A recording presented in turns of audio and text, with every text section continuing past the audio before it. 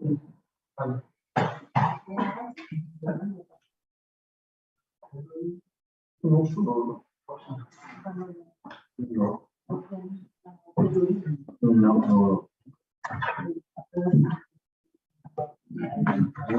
in diretta? Allora, bentornati. Bentornati. Welcome back. We keep with our program, and now we go to the in the Alps and between the Alps and the Jura Mountains. So our colleagues from Austria, Caroline Posch, will present this communication on the Meso-Neolithic transition. Buongiorno da Vienna, and hello to you all. It's a pleasure to be able to talk to you today, and it would be wonderful to actually be here in Rome, but unfortunately we have to stay here where it's a bit colder. So anyways, we would like to talk to you today about the Mesolithic-Neolithic transition in Austria, together with my colleague Joachim Pecht, who will do the second half of our talk. We will concentrate our talk today on the western part of Austria, since we are in general dealing today with more or less the Mediterranean side of this transition, and we are both used to working in Western Austria context, so therefore we will concentrate our efforts here. This region is especially interesting with regard to not only the Mesolithic, but also other cultural transitions and cultural regions in Europe, because we are sitting here at a divide between Central and Southern Europe, where we have always a bit a mixture and a meeting of various groups and various material cultures. So this is one of these very interesting topics about the Alps, not only being this huge divide dividing the continent, but also in the way of a bridge opening up opportunities, especially after the melting of the glaciers, after the last glacial maximum. However, Western Austria is a bit complex and complicated when it comes to the study of the Mesolithic as well as the Neolithic, because we face here several problems. We have very few well-stratified and or multi-phase sites. Also, when we look at the site distribution, for example, Mesolithic sites mainly cluster around Alpine contexts in Western Austria, whereas as those of you who occupy themselves with Neolithic already know, we have this huge cluster of Neolithic sites in northeastern Austria, especially in the Danube corridor. But in this region, we have very, very few Mesolithic sites who would show us something about this transition between the Neolithic and the Mesolithic. Also, when we are talking about Mesolithic and Neolithic sites in Western Austria, we face the problem that there are very few technological studies, as well as very few provenance analysis studies. So we do not have the same quality of sites and the same quality of more or less available data, like, for example, our colleagues in southern France and Italy. However, we aim to provide you today with a first overview of the available data and of the first conclusions that can be drawn from this preliminary data. But at first, let's make a few a short excursion to where we are actually at, looking at the topography as well as the climatic provenances of the region. Western Austria is mainly this kind of region in Austria where we have mostly mountainous landscapes, ranging from between 380 and almost 4,000 meters above sea level. With regard to climatic indicators, however, these climatic indicators are, of course, recent ones, and one always has to take them with a huge grain of salt in respect to prehistoric contents, more or less. However, there are a few lessons to be learned or conclusions to be drawn. So we see here, if you look at Western Austria, that we have the valley buttons, which are more temperate with regard to mean temperature in during the year, and especially coming to the south and to the main Alpine divide, we have very cold climates, since we are reaching here the highest parts of the Alps in Austria. However, if you look at the precipitation values, we see that the values somehow change. So in the northern Alps of Western Austria, we have very high percentages of precipitation, and in the southern parts, reaching the main Alpine divide, we have very dry landscapes. So more or less, these two landscapes in Austria can be described as, in Western Austria, can be described as regions with very humid and comparably warmer circumstances, and going to the south, we have this very dry and cold situation. With regard to available raw material provenances, in the Alps, of course, one has the advantage of having primary and secondary outcrops of various raw material provenances.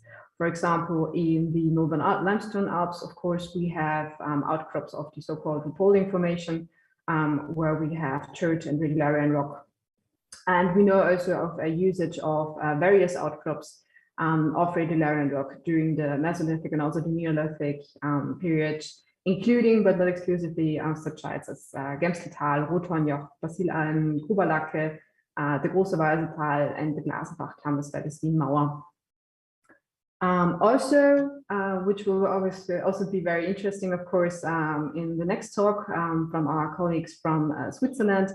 Coming to the main Alpine divide, we also have outcrops of rock crystal, and here we also have indications of mining. Of course, the wonderful site from Switzerland, the Stremlücke, as well as the site of the Rittenkar in Austria, at the border between Tyrol and northern Italy. And also here we have indications of a mining process. However, this mining is as yet not dated. Seen in the landscape morphology, of course, the Alps were very much influenced by the glaciation of the last glacial maximum, and of course also formed this divide and really made it impossible to actually venture into the Alps. This, however, changed as far as we can tell from the available data, at least around 15,500 Cal BP, when the major Alpine valleys were ice-free and again inhabitable for humans, animals, and plants alike. So it not only took very long before life came back into the Alpine areas, and the first indications of people really venturing into the Alps of this part of the Eastern Alps dates back until the time of about 12,000 BCE, with sites, for example, such as Gamsulzenhöhle, Zigeunerhöhle at Elsbeten, and also the Oberrheinkugel. And if you want to go a bit over the border, for example, we also have sites such as unter den Seewänden near Füssen, as well as, of course, the Oldwasserhöhle in Switzerland. It is interesting that these sites are also are already located in a variety of landscapes. So we have heights between 430 meters in the valley bottoms, going up to about 1,100 meters above sea level, with the examples of Gamsulzenhöhle and also the Alpine Rhine Valley with Altwasserhöhle. It is also interesting that these sites mainly use local raw material varieties such as Regularian rock and chert, and of course, which is also very interesting, the sites from Salzburg.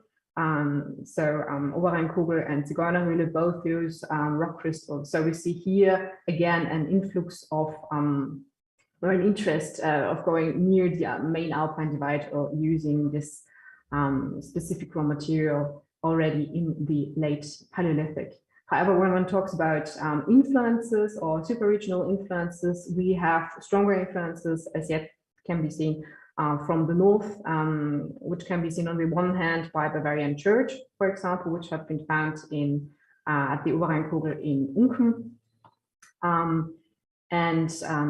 Also in parts of the lithic assemblages that we encounter here. These sites, chronologically speaking, mainly date in the period between 12,000 and 9,500, 9,600 BCE, and cluster around these periods.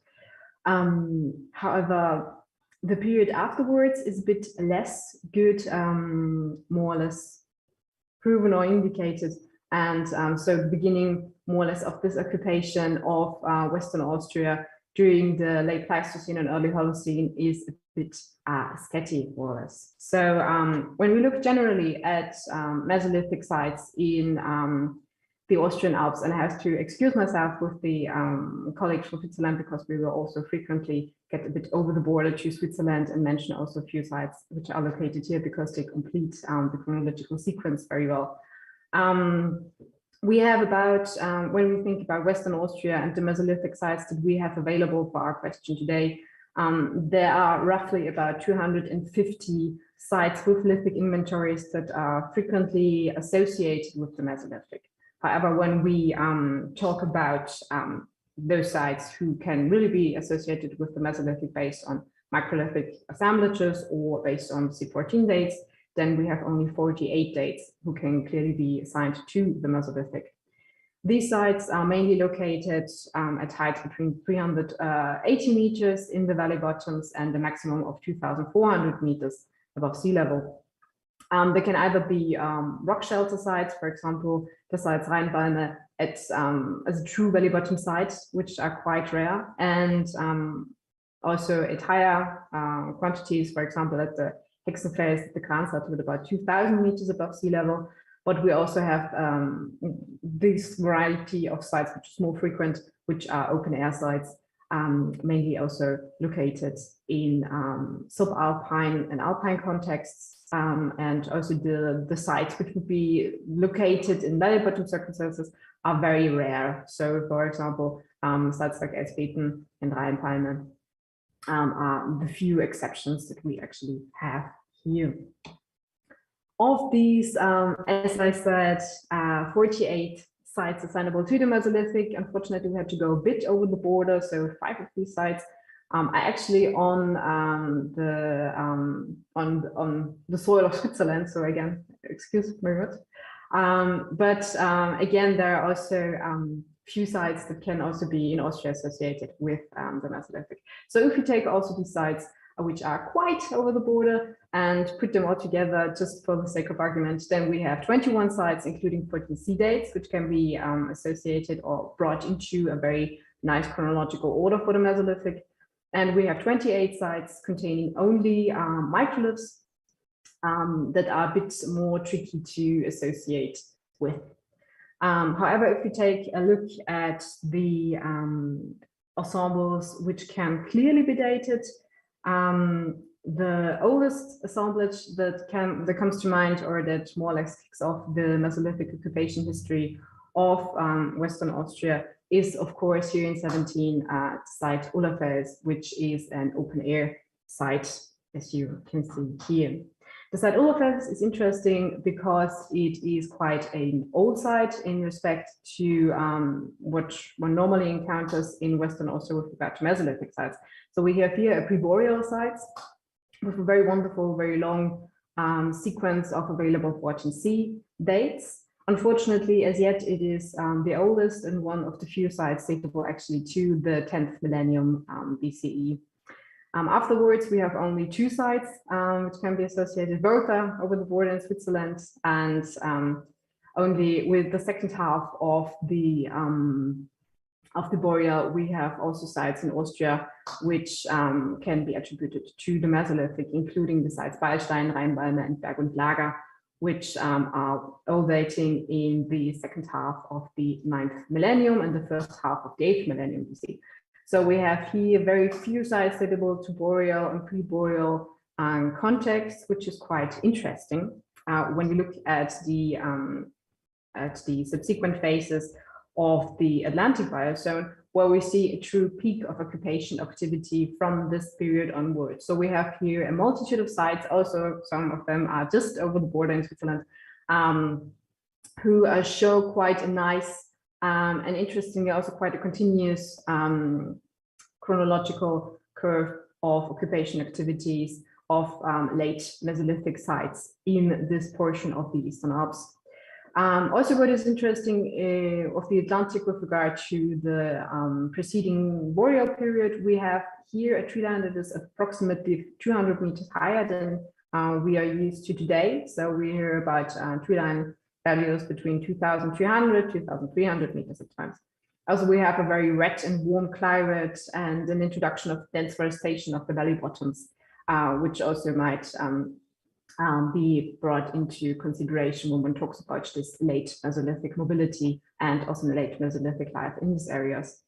Also, one thing that is very interesting, at least as far as we can tell from the very sketchy data that we have from Western Austria, there are no indications of an influence of the 8,300 BP event, at least of the available data that we have right now. So we see here no break in occupation activity as is yet to be seen. Furthermore, what is also very interesting, we see, at least at some sites in Western Austria, occupation activities which reaches over the second half of the 5th millennium BCE and into the first half of the 5th millennium BCE. However, these sites, in particular, I mean the sites Kühen and the Niederer Hochleger, show no indicators of Neolithization processes. So we see here no pottery, we see no domesticated animals, and also the adjacent pollen profiles of these sites show no indications of pastoral or agricultural activities in the areas surrounding the sites. So here now we stand before a bit of a problem that Joachim will elaborate later on a little bit more, which is, do we have here in these regions of the Northern Alps, which both sites are located, more or less a persistence of Mesolithic lifeways, or is it more or less a Neolithic hunting strategy? So as yet, we cannot really tell. We only see that some sites are continued. And also we see that some sites are actually also used later on. So they begin their usage in the Mesolithic, but they also show Neolithic usage periods later on, which is quite interesting. As for the superregional contexts, I mentioned before that we are also interested in about the Transalpine contacts and affiliations, since Western Austria is located in the zone, or more or less in this between.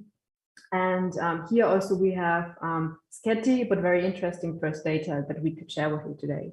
So this situational region, more or less of the in-between, as those of you who are familiar with the area already know, already shows during the pre-boreal and early boreal. So we have in the site Uhlerfels, for example, early Sovietarian occupation phase, where we have raw material with quite high percentages of southern Alpine flint, and also taxonomic units which can be associated with the Sovietarian early stages of the Sovietarian. So we have an influx from the south. However, the early boreal occupation phase can be associated quite clearly with the Bouronian A, which is the earliest phase of the early Mesolithic in southern Germany. And also we have Bavarian Church appearing in the site.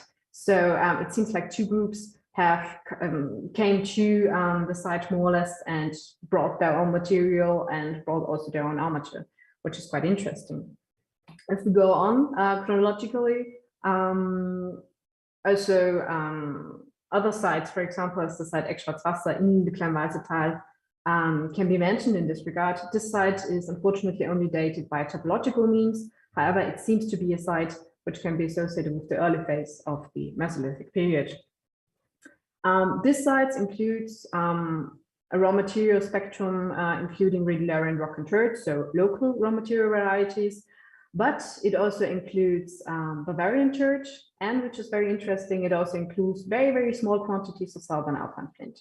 So also here we have a bit, or it seems that it is a bit of a mixture in between this region. And but if you look at the available microlith assemblage that we have, we see very clear indications of an influence from the northern Alpine forelands. So here again a bit a friction zone, more or less, or an influence zone at least.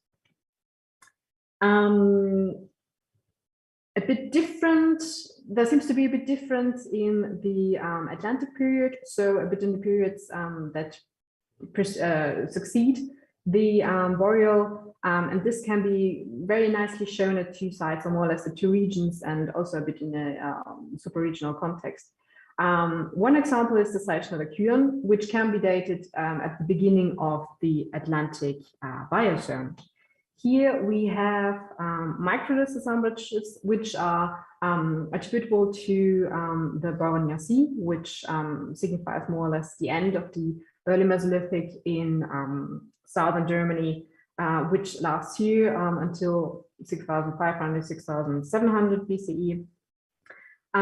So a strong influence from the north, including also raw materials made from the Bavarian Church, and specifically coming from the Danube Basin.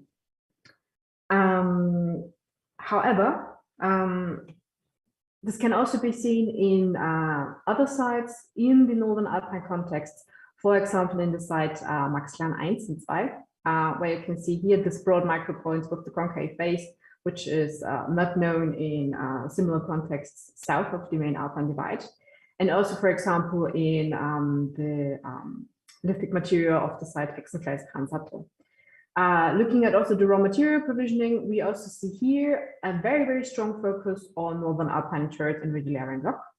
And we see very small and seldom quantities of rock crystal. So this is not very common in the Atlantic, at least in the sites north of the Inn.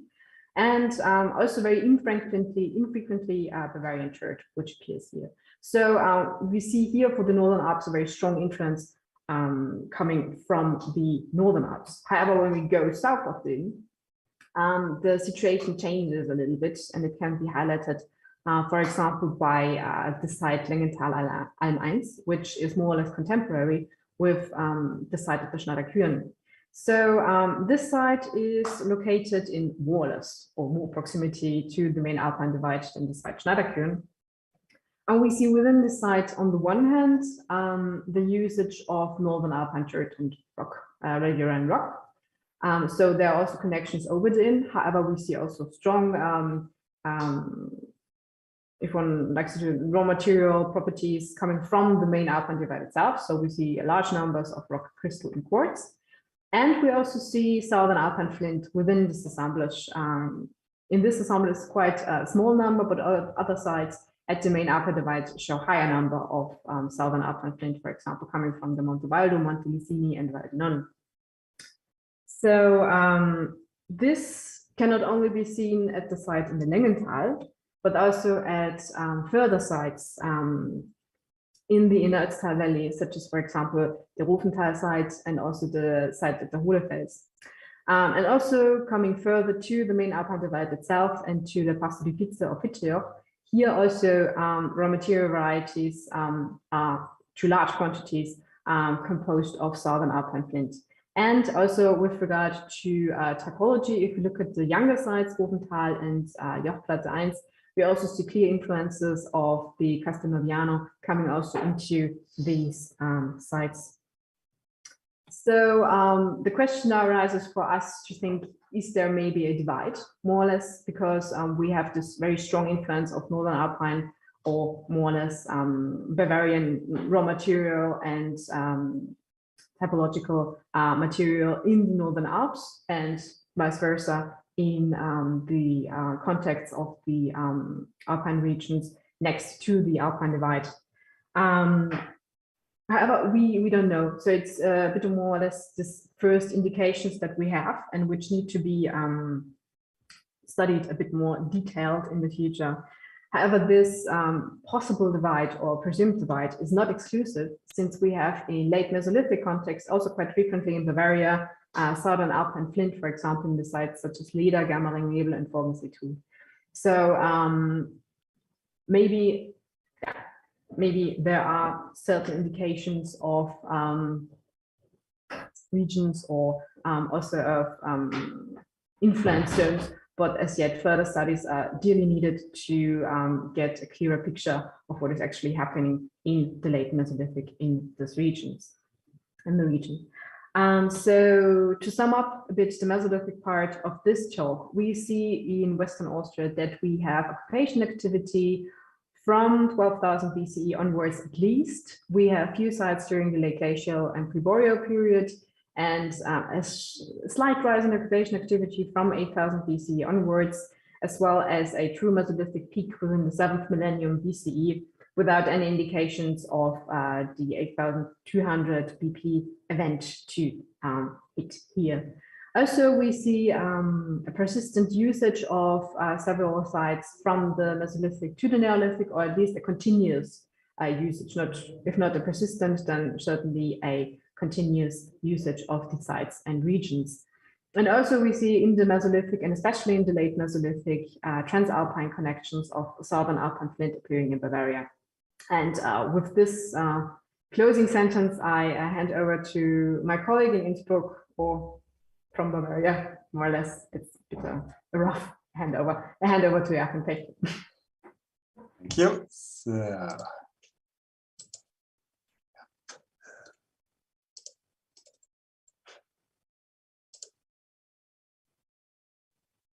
So, can you see the presentation?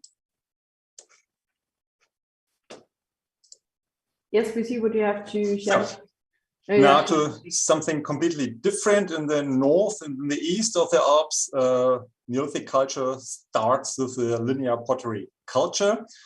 So this develops in the northwestern part of the Carpathian Basin, and eastern Austria is of course part of this region. The exact date of the formation of the linear pottery culture is quite under discussion right in the moment, but let's say around 5,500. So in the east of the Alps, there's early LBK. Then this culture spreads to the west, but later. Excuse me? Yeah, maybe you have to. Du musst Präsentation starten. Ja, ich versuch's. Okay, good. Okay. Okay, so better like this? Okay, so then around 5,400 BC, maybe LBK spreads to the west. That means to western or middle Austria and southern Bavaria, but only in favorable areas this culture can be found. Some time later, around maybe 5,300, really a thriving early Neolithic culture develops, settles in southern Bavaria with all you can expect, the huge settlements, many houses, the famous long houses, enclosures, burials, and all the fine stuff. But this is only restricted to some areas. LBK clearly chooses only the most favorable agricultural landscapes. That means three main factors we can identify. That is perfect soils derivated from loessic sediments indicated in orange here. Secondly, the temperature. They really they seek for the warm regions, and they avoid regions of high precipitation. So regions with more than maybe 900, 950 millimeters precipitation per year, they clearly are avoided. So that makes clear that LBK is found in the Danube Basin and at the valleys of the Isar and of the Lech, but not far to the south to the Alps and the Austrian border. So there's some 80 to 100 kilometers without any indication of LBK to north of the Austrian border. I tried to conduct a survey of Neolithic sites in Western Austria. That means in the districts of Salzburg, Tyrol, for Arlberg, and I included the Alpine Rhine Valley, at least part of the Alpine Rhine Valley, just to frame this region. The survey is completed for Salzburg. It is not completed for Tyrol, and for the Alpine Rhine Valley, I really just choose an election of the most important sites up to now. So right now there are 183 sites in this map, and after completion of the survey, I think there should be less than 300 sites, including settlements, single finds, everything. If we have a look on the inventories, most important are, of course, inventories yielding ceramic finds. Only 53 sites have any ceramics, and bigger inventories you really can work with in a typological way, in a proper way. There are only 12 sites with more than 30 vessels at one site. So most of the Neolithic sites in the area, we cannot date properly by ceramic. The sites are quite different from the types. There are 38 settlements with an average height of some 600 meters above sea level. The maximum is the Kichelberg next to Innsbruck. There's 1,000 meters, around 1,000 meters above sea level, but the most settlements really are in lower regions from 400 to 600-700 meters above sea level. The burial sites, there are only 8 in this region, most of them in the Alpine Rhine Valley. They are in quite similar situation. If you have a look on the height, then there are 3 sites one might call hunting sites. 2 of them really in high alpine situation, Beilstein and Gradona, and 2 more mining sites also in high alpine regions, about average 1,800 meters above sea level. So if we have a look at the first time slice from, let's say, 5,400 BC until 4,700 BC, occupation starts at the very end of the regions. That is, there's one settlement, Zitzers, in the Alpine Rhine Valley, and another one at the Dürnberg in the very east, and one high alpine hunting camp. It's Gradona in eastern Tyrol, so really only very few sites. Having a look at Zitzers, this is a really very normal early Großgartach phase settlement, a proper settlement, agriculturally based, with some connections to the south. So it's mainly material clearly originating culturally in the north, in Baden-Württemberg especially, and some indications to southern connections. There are some Italian flints, and in the ceramic there are few pieces with lux, which are uncommon in Großgartach, so that might be an indication to southern connections. More difficult is the site at Dürnberg in the Salzburg area. Dürnberg is well known as Iron Age salt extracting site, but on the Dürnberg itself, there's also a little area with a scatter of Neolithic finds. You see them here.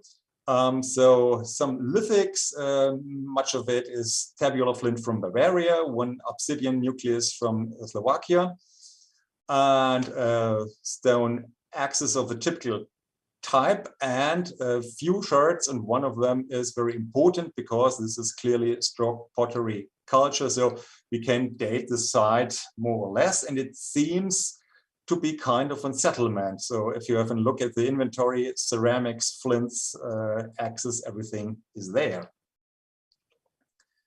The cultural connections in that time are mostly faced northward. So there's the influx of Hinkelstein Großgartach material in the east, of stroked pottery Hinkelstein Großgartach in the west, and stroked pottery in the east, excuse me.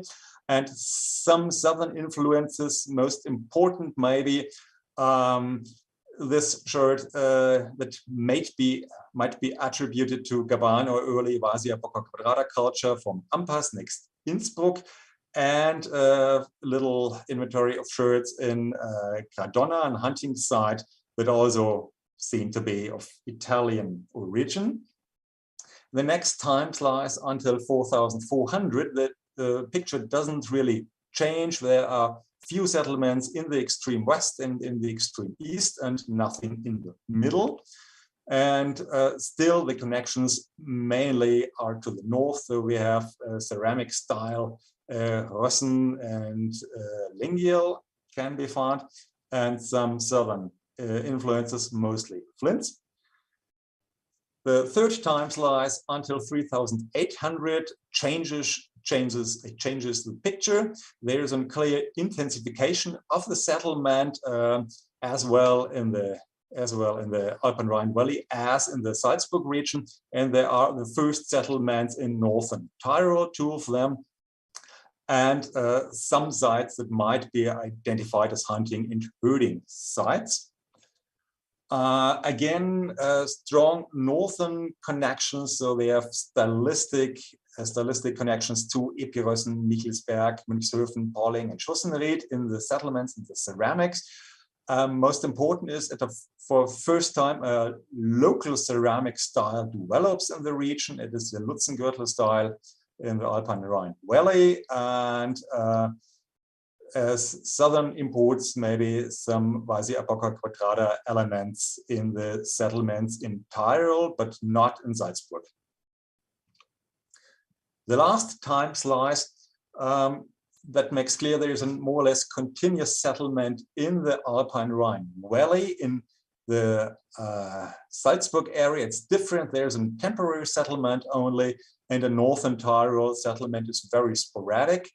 And we have some indications of hunting sites like the Beilstein and indication of high alpine pasture. The cultural connections, it's somewhat similar to before. So we have northern styles in the ceramics, maybe Altheim and Horgen, as you can see.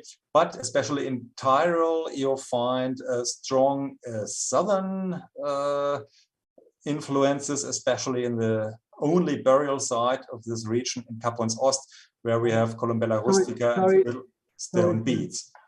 And sorry to interrupt. There is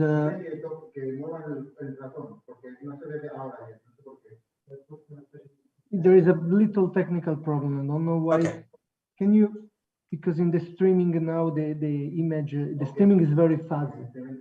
So what, can you try to just share again your video, because now it's very fuzzy. Okay.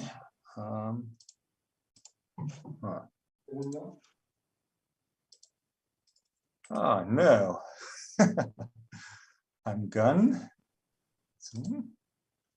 Yeah.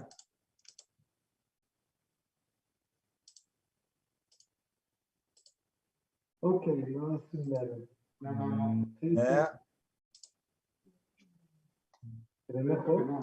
Brechen. Okay, just no, it doesn't work at all.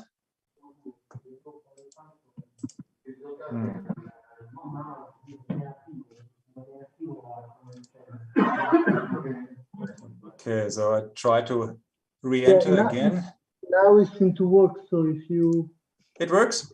Yeah, now it's clean the image. So you just okay. You see the presentation? Okay, yeah, now okay, so hopefully it works now. Okay, so I start again. So in this time slice in Tyrol, we find strong southern influence, especially in the only burial site in Kappons Ost, with, for instance, Columbella rustica finds and the stone beads, features typically for Italian burials by the time. And there are quite a lot of flint daggers found in the north of Austria, so there are really strong transalpine contacts. The palynological reconstruction of human impact show that there should be even more settlements than we see in the archaeology, especially in the 4th millennium. But palynology and archaeology do not fit together well in the moment. So we have had settlements in the region, but I want to show this comparison of two regions. One time in Lower Bavaria, in a really most densely settled region of the Neolithic. Red and orange circles indicate settlements of Old and Middle Neolithic. So this is in circumference, the diameter of 25 kilometers in Lower Bavaria, and this in the next to the Alpine rim here, Salzburg. So settlement, there is some Neolithic settlement in the Salzburg area, but it is scarce. It starts much later. And here these purple sites are salt deposits. And you see that the inner Alpine settlements and finds are closely correlated to the salt deposits. So what were the pull factors for Neolithic settlements? In the Alpine Rhine Valley, we have loess soils and quite warm temperatures. So here a largely continuous settlement could establish starting in the early 5th millennium BC. In the Salzburg region, it's different. There are reasonably good soils in the north and it's relatively warm. But in the south, there are other conditions. Most important here is the salt deposit next to Dürnberg and maybe the copper deposits at the Salzach Valley. So in Salzburg, a semi-continuous settlement established, starting also in the early 5th millennium BC, and in northern Tyrol, the pull factors may be transalpine communication and also salt deposits and copper deposits in these regions. But settlement starting later in the middle of the 5th millennium BC, and it was a very discontinuous settlement, obviously. So as conclusion, Neolithic lifestyle seems to be clearly invasive in Western Austria, coming from the north, strong dependence to northern groups. Settlement is restricted only to relatively favorable areas. There are few hunting sites from the valley bottom to the high alpine zone, so they went hunting, but only to a limited extent. Mineral resources seem to be very important. This is due to flint, salt, and copper. There are indications of high alpine pasture. Some alpine contacts are important. But we see the time of neolithization correlates to the natural properties of a landscape. A more intense settlement established only in the middle of the 5th millennium BC, and that means around 1,000 years later than, for instance, at the Danube in Bavaria.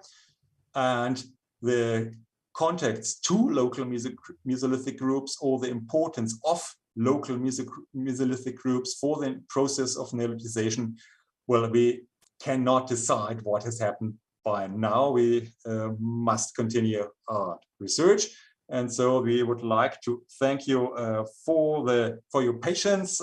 I talked too long. Thanks for the organizers for the invitation, and to all the local historians and collectors who make such a survey possible at all.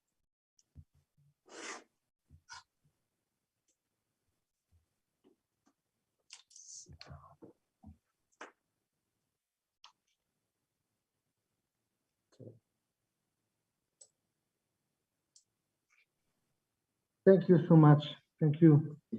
So I'm sorry, we have many screens here like NASA, so I just mislead the name of the presentation. So now we will be the presentation about the Mesolithic transition between the Alps and the Jura Mountains, and will be presented by Philippe de la Casa. Yes.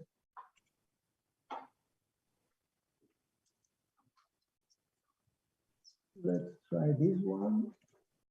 Well, for the question, we will wait for the discussion at the end of the presentation of the afternoon. Thank you again.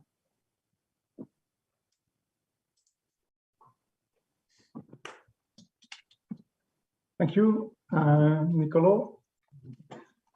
And thanks to the organizer of this very nice conference with a lot of new insights into the thematic.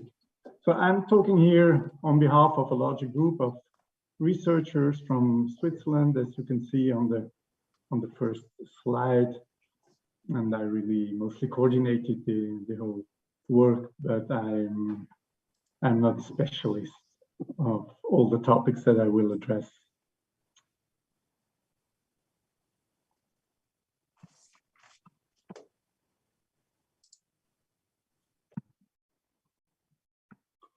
Okay.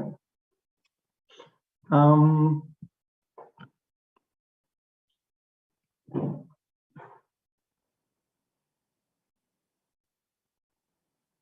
do I proceed with the slides? Oh, okay.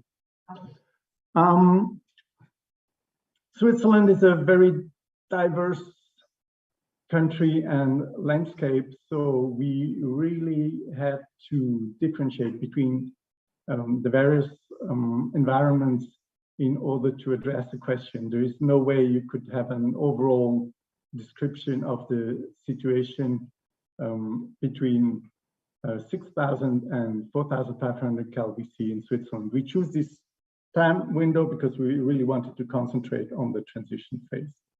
So it's like everything I want to say today is more or less happening between 6,000 and 4,500.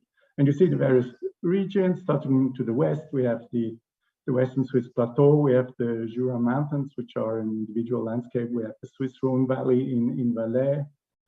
We have the Alps. We just heard a few things already from the Austrian colleagues. We have the Eastern Swiss Plateau, the Upper Rhine Valley and the Upper Rhine Graben, which are very much related to Germany and Eastern France. And we have the Alpine Rhine Valley. But first, I will drop in a couple of keynotes, keywords for the research framework, and I will start with two slides that gives you two situations. One at the end of the Mesolithic, so that's mostly the first to middle of the first half to middle of the 6th millennium, where we can identify roughly 3 areas of coherent typo-chronological environments. To the south, something that certainly relates to the Castelnoviano, of which we have already heard a lot in these 2 days. One specific area that we call the Jura late Mesolithic, which has its particularities. I will show a few things later on.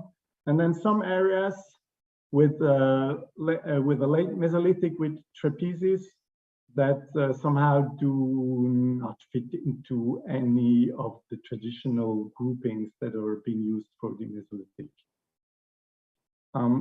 All of these areas have their connections and their relationships, but also their individualities. And then we kind of move on to the next time slice, which is the beginning of the Neolithic.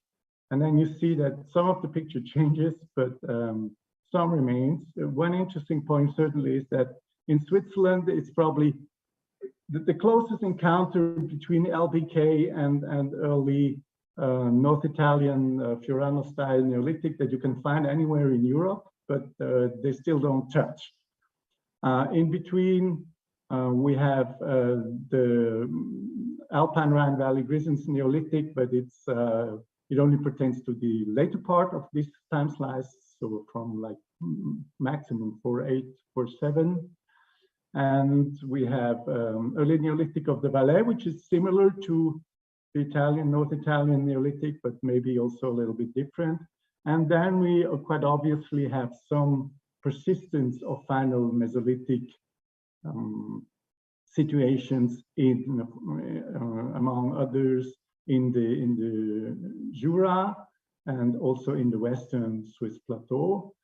And we have Lauget pottery that, as in many other regions, circulates somewhere along the southern border of the LBK, or LPC as I usually call it, and into Jura, and then of course to other regions that we will not look at today. So for us, it was really kind of important to set frame to the whole thing. We didn't want to concentrate on typology and chronology only because we do not believe that it's really possible to grasp processes of transition by just looking at specific forms and radiocarbon dates. We said we want, as much as possible, look at the way of life and really use the definition of Mesolithic and Neolithic that focuses on the way of life of these people. Do they have a hunter-gatherer subsistence, or do they have a food-producing subsistence, or do they have forms somewhere in between, which of course is possible if we think about acculturation processes and stuff like that. So the focus really is on the use of resource complexes rather than on trying to identify exclusive structures. And one of our theoretical background models is the mosaic model, which was, I think, first presented for the Balkans already a couple of years ago, and that now pops up every once in a while. We saw it this morning with the Perrin-Manens map, which in the end is also something like a mosaic map of these interaction networks. So that's like the preliminary setup of the whole thing. Now I'm going to go through the various regions and highlight some sites, of course, not extensively.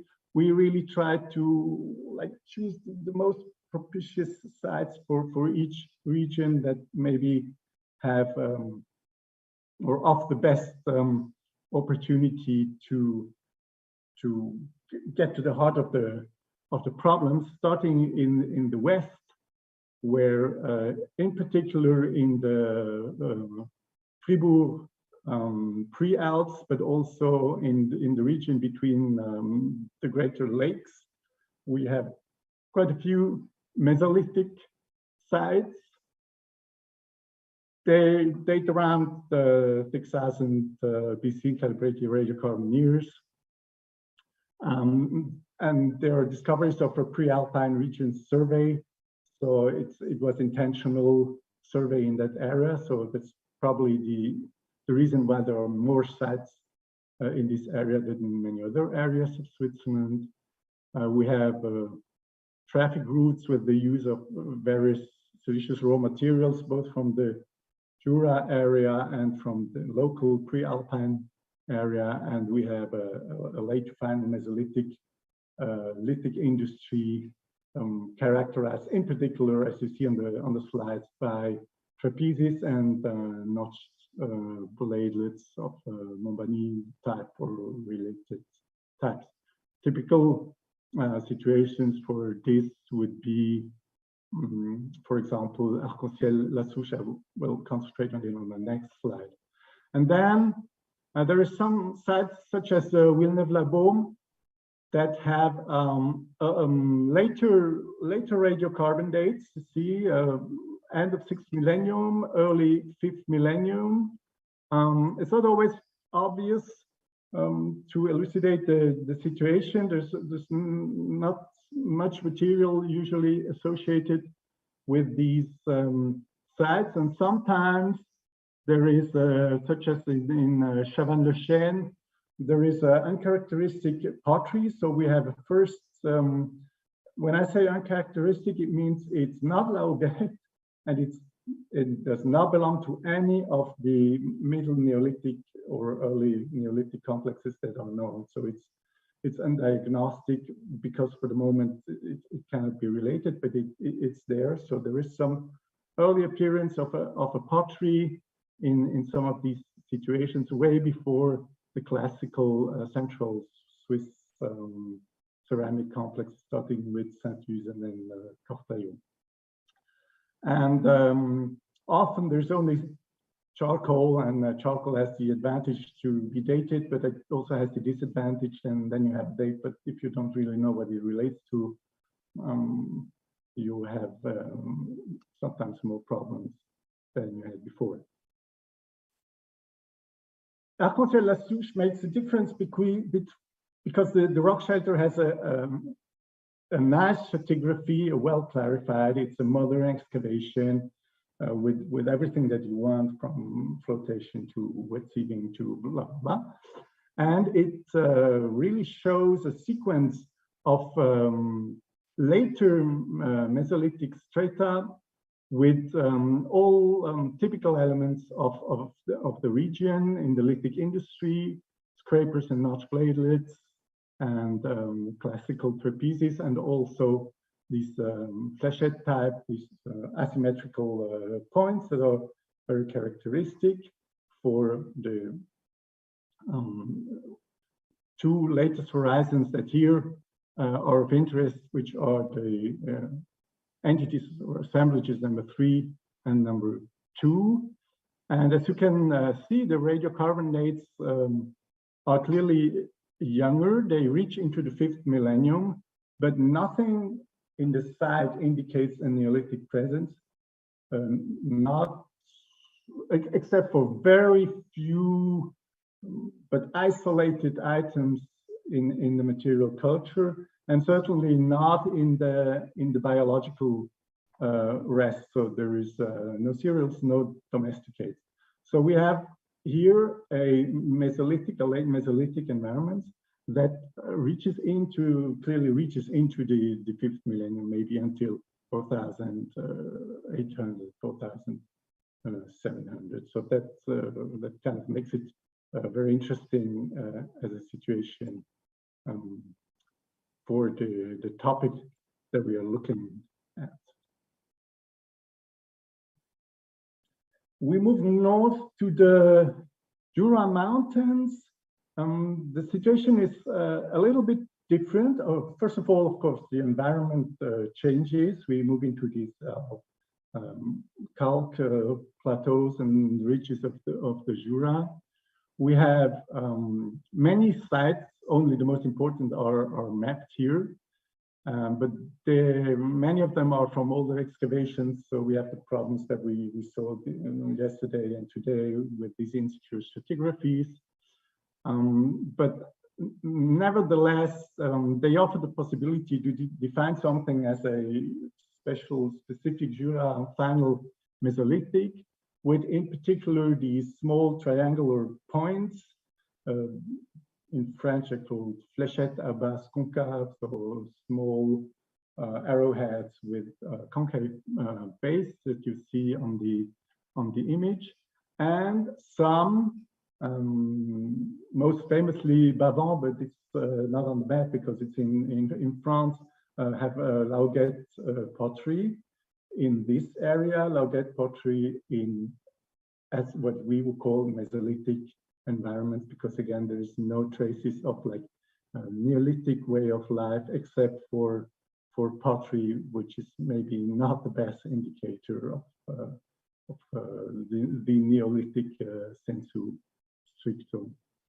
And the situation does not change until about 4,500 maybe, though some sites such as Saint-Aubin-derrière-la-Croix have mixed layers where again undiagnostic pottery can appear, or sometimes triangular points with covering retouch, or these classical nearly symmetric trapezes that one would rather relate to Neolithic. And so here, for the first time, like the question arises whether there is a continuous way of life, but the change in material culture from the 6th to the 5th millennium. Unfortunately, none of these sites have really so far been excavated in such a way that they could offer a sufficient background to the question. In particular, those sites that are here marked in violet, that we think are typical transition situations. They have radiocarbon dates down to 4,500 or maybe even 4,200 in Molandru, but these uppermost strata usually have little material and they are a little blurred as a situation. They have not these clear evidences as we have seen in the Arc-en-Ciel-la-Souche stratigraphy. At the northern border of the Jura, there's one important site to discuss. It's Luther-Adry-Saint-Joseph. It's in Rhine in France, but a lot of Swiss participated in the excavation, so we use it to illustrate our topic here. It's maybe one of the best to illustrate the complexity of that Jura Mountain situation, with the 3 occupational layers, 2 of them being clearly late Mesolithic, and the last one, number 4, at least chronologically already Neolithic, but some elements are clearly related to LBC traditions in this latest layer, and we have some Großgattach scherz. So here there is clearly a Neolithic impact in the environment, though the occupational structures and the character of the occupation does not really change, but the date also speaks for a clear impact of the Neolithic. While in stratum number 5, which it's like roughly to about 5.7 to 4.7, the excavations speak of a transition level, a transition layer, with still mostly Mesolithic tradition in the lithic industry. And unfortunately, there's little biological remains from the site, and what has been found is not yet so really published, so we don't know exactly that background that we'll need to add in future discussion. Here is the last situation for Jura Mountains. It's the layer number 6A in the Onon-Pravertou site, open air sites. We still have these typically Jura irregular arrowheads, and as you can see here, we have again some of the undiagnostic pottery. So we are, as in others of the Western Switzerland, sites of Western Switzerland, in this transition phase, which is clearly before the onset of the classical middle Neolithic settlements in Switzerland. And but again, we do not have information on the life way in terms of biological background of the population. So we are stuck again in this discussion of material culture mixing up, but not allowing for a real for really addressing the nature of the site.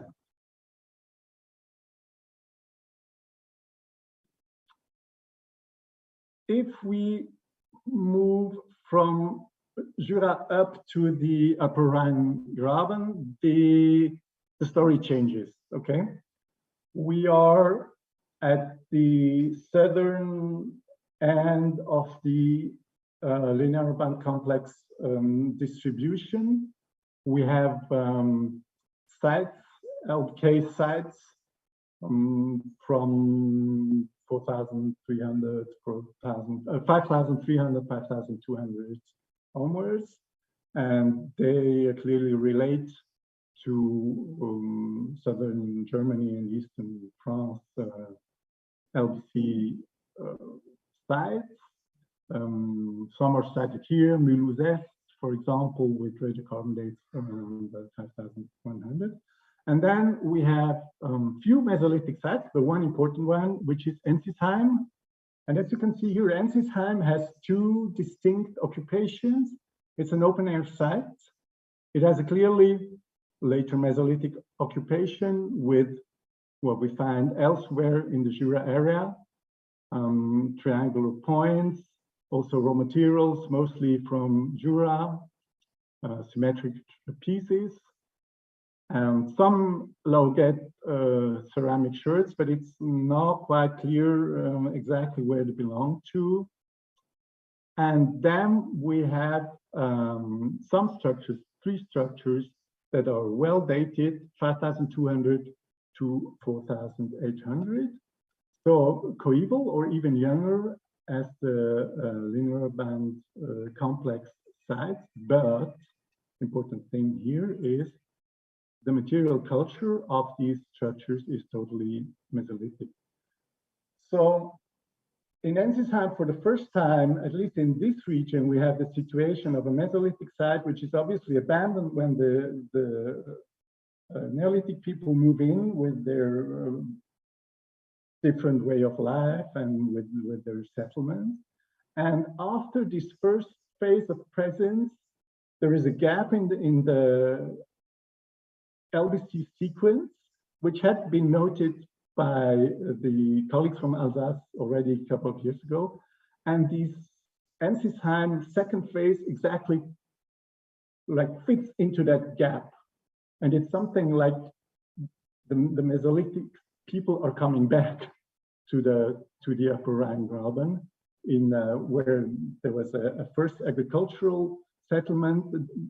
These people move out for some reason, or the settlements are abandoned, and then to probably limited extent, people with Mesolithic tradition move back onto the site. And it's not just, as in many other sites, just a few lithics and stuff scattered around. Even remontage was possible on the course. So it's quite evident that flint was worked on the site, the trapezes were worked on the site, and other bladelets. So it's really a at least from the lithic culture, clearly Mesolithic tradition that pops up again in this area. So this is really for us, for the discussion of the transition, and maybe the mosaic of the transition and the dynamics of this transition is one of the key sites to understand how complex in the end the situation in these border zones of the great traditions was. A little bit similar but different when we move to the northernmost part of Switzerland, canton of Schaffhausen, which is north of the Rhine. It still belongs to the Alpine environment. As you can see on the map, the Alpine expansion seems to more or less stop along the Upper Rhine Valley. Taking the map from Alto Fredol's publication of 2018. And some of the house floors are clearly early Neolithic, some are probably, or certainly later, Großgatach, or like early middle Neolithic. The pottery is LBK with some Lauget incursions in the material. So this Lauget is really very evasive. It appears in Mesolithic context. It appears, but always in very limited amounts in early Neolithic context. And it's still very difficult to grasp it in the phenomenon and to have a proper attribution. What is interesting is that immediately south of the Rhine, I think it's probably site number 15, but I don't know whether you can read it on the map. There is in Baselland, there is a small site which is not very well documented, but has a Mesolithic industry and Lauget pottery. It's one of the few like sites where we have clear association of Lauget pottery with Mesolithic industry, and then just a few kilometers north there is Lauget pottery associated with Banzerland. So again, we are in this zone of where we can draw contact scenario. Then we move to the Rhine Valley. Abriunter, Koblenz, and Gallien has been roughly cited by the Austrian colleagues before. Here, the stratigraphy clearly reaches into something that we would call a Neolithic period. It's a mid-5th millennium with a portrait that is not as diagnostic as that of Zitzers that we've seen before, but it's the same environment. It's, let's say, the Großgatach environment that enters into this Alpine Rhine Valley. We have an underlying layer complex with a classical late Mesolithic lithic industry and the fans that go along with it. And then we have in between those two layers with these two radiocarbon dates that are highlighted on the slide, one of the late, both actually of the late 6th millennium, transition layers, transition dates, but unfortunately, again, very little material associated with these radiocarbon dates. So they're there, and there's clearly some activity going on in the rock shelter, but not much more can be said for the moment. So again, this is an interesting site, but it does not offer really a lot of flesh on the bones to investigate the topic that we're interested in. So how does this change really come about, and what happens actually in that time? Eastern Swiss Plateau, the situation is, though it's a large area, the situation is pretty bad because there is not much Mesolithic in sites. There is actually a lot of Mesolithic from surface collections, and of course it can be addressed typologically, but that does not really help us.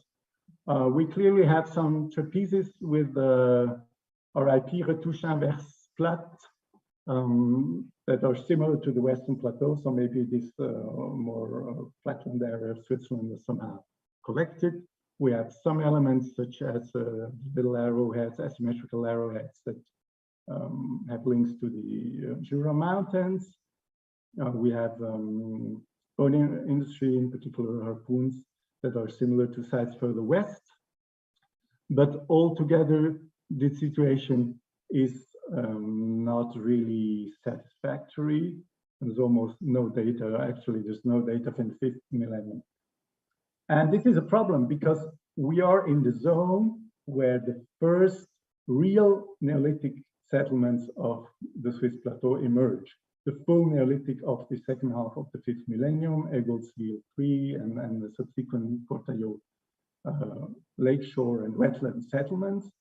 So this would, of course, be a very important zone to investigate the transition process, but unfortunately, since it's almost empty for the late Mesolithic, we don't get the chance for the moment. And it's very difficult to know why there are really almost no sites, or at least no sites excavated.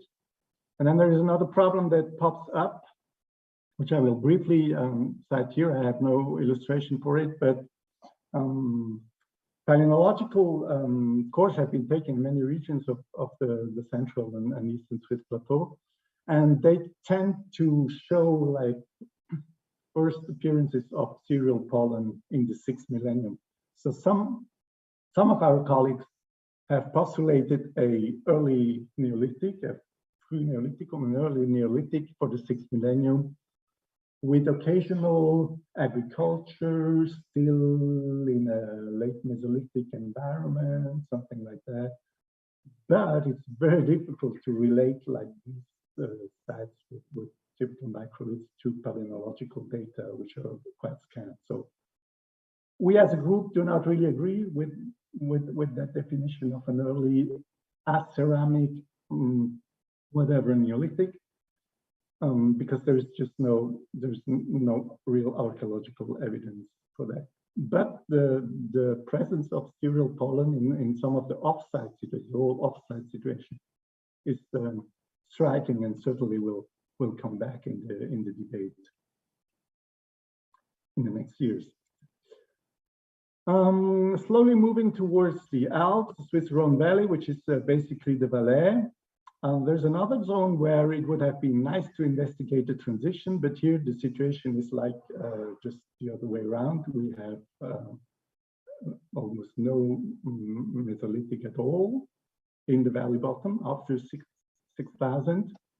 Few pieces of lithic industry here and there, but nothing that is really to be well addressed. But we have full Neolithic settlements in the Sion area from 5,300, and they have clear relationship to North Italian late Impresso pottery styles, so Vo, Isolino, Givarese, and somewhere around there, with radiocarbon dates like starting from 5,400, 5,300, and we have clearly a domestic fauna with cattle and sheep. So here there is inside the Alps, but in a very climatically and suitable situation, we have a first implant of a Neolithic society. Where does it come from, and how did they reach the valley, the Valais? Did they cross over, or did they come like all the way by the Rhone Valley or by some of the central Alpine passes? We just don't know, because there is not many sites for the moment. It's basically just known 3 sites in the Sion area that attest for this presence. But since the discussion goes about transiting Alpine passes, of course, we have to cite the Alphermici as a key site. It's not the only one, but it's maybe the best, because it's located exactly like on one of the passes, which would be like the shortest transit route from Aosta Valley to the Valais. But it's very high up, right? The pass itself is at 3,200 or 3,300 meters above sea level, St. Theodule Pass, and the Alphermici rock shelter is at 2,600 meters, so this is again pretty high up. There's some dates of the late 6th and 5th millennium, radiocarbon dates. So the site has been, or these layers in the site have been addressed by the excavators as Neolithic, but again, we have that situation. Nothing really indicates a Neolithic presence sensu stricto. There is hardly any addressable lithic industry combined with, in this layer, with these dates. It's just charcoal and rock crystal flakes, but not diagnostic.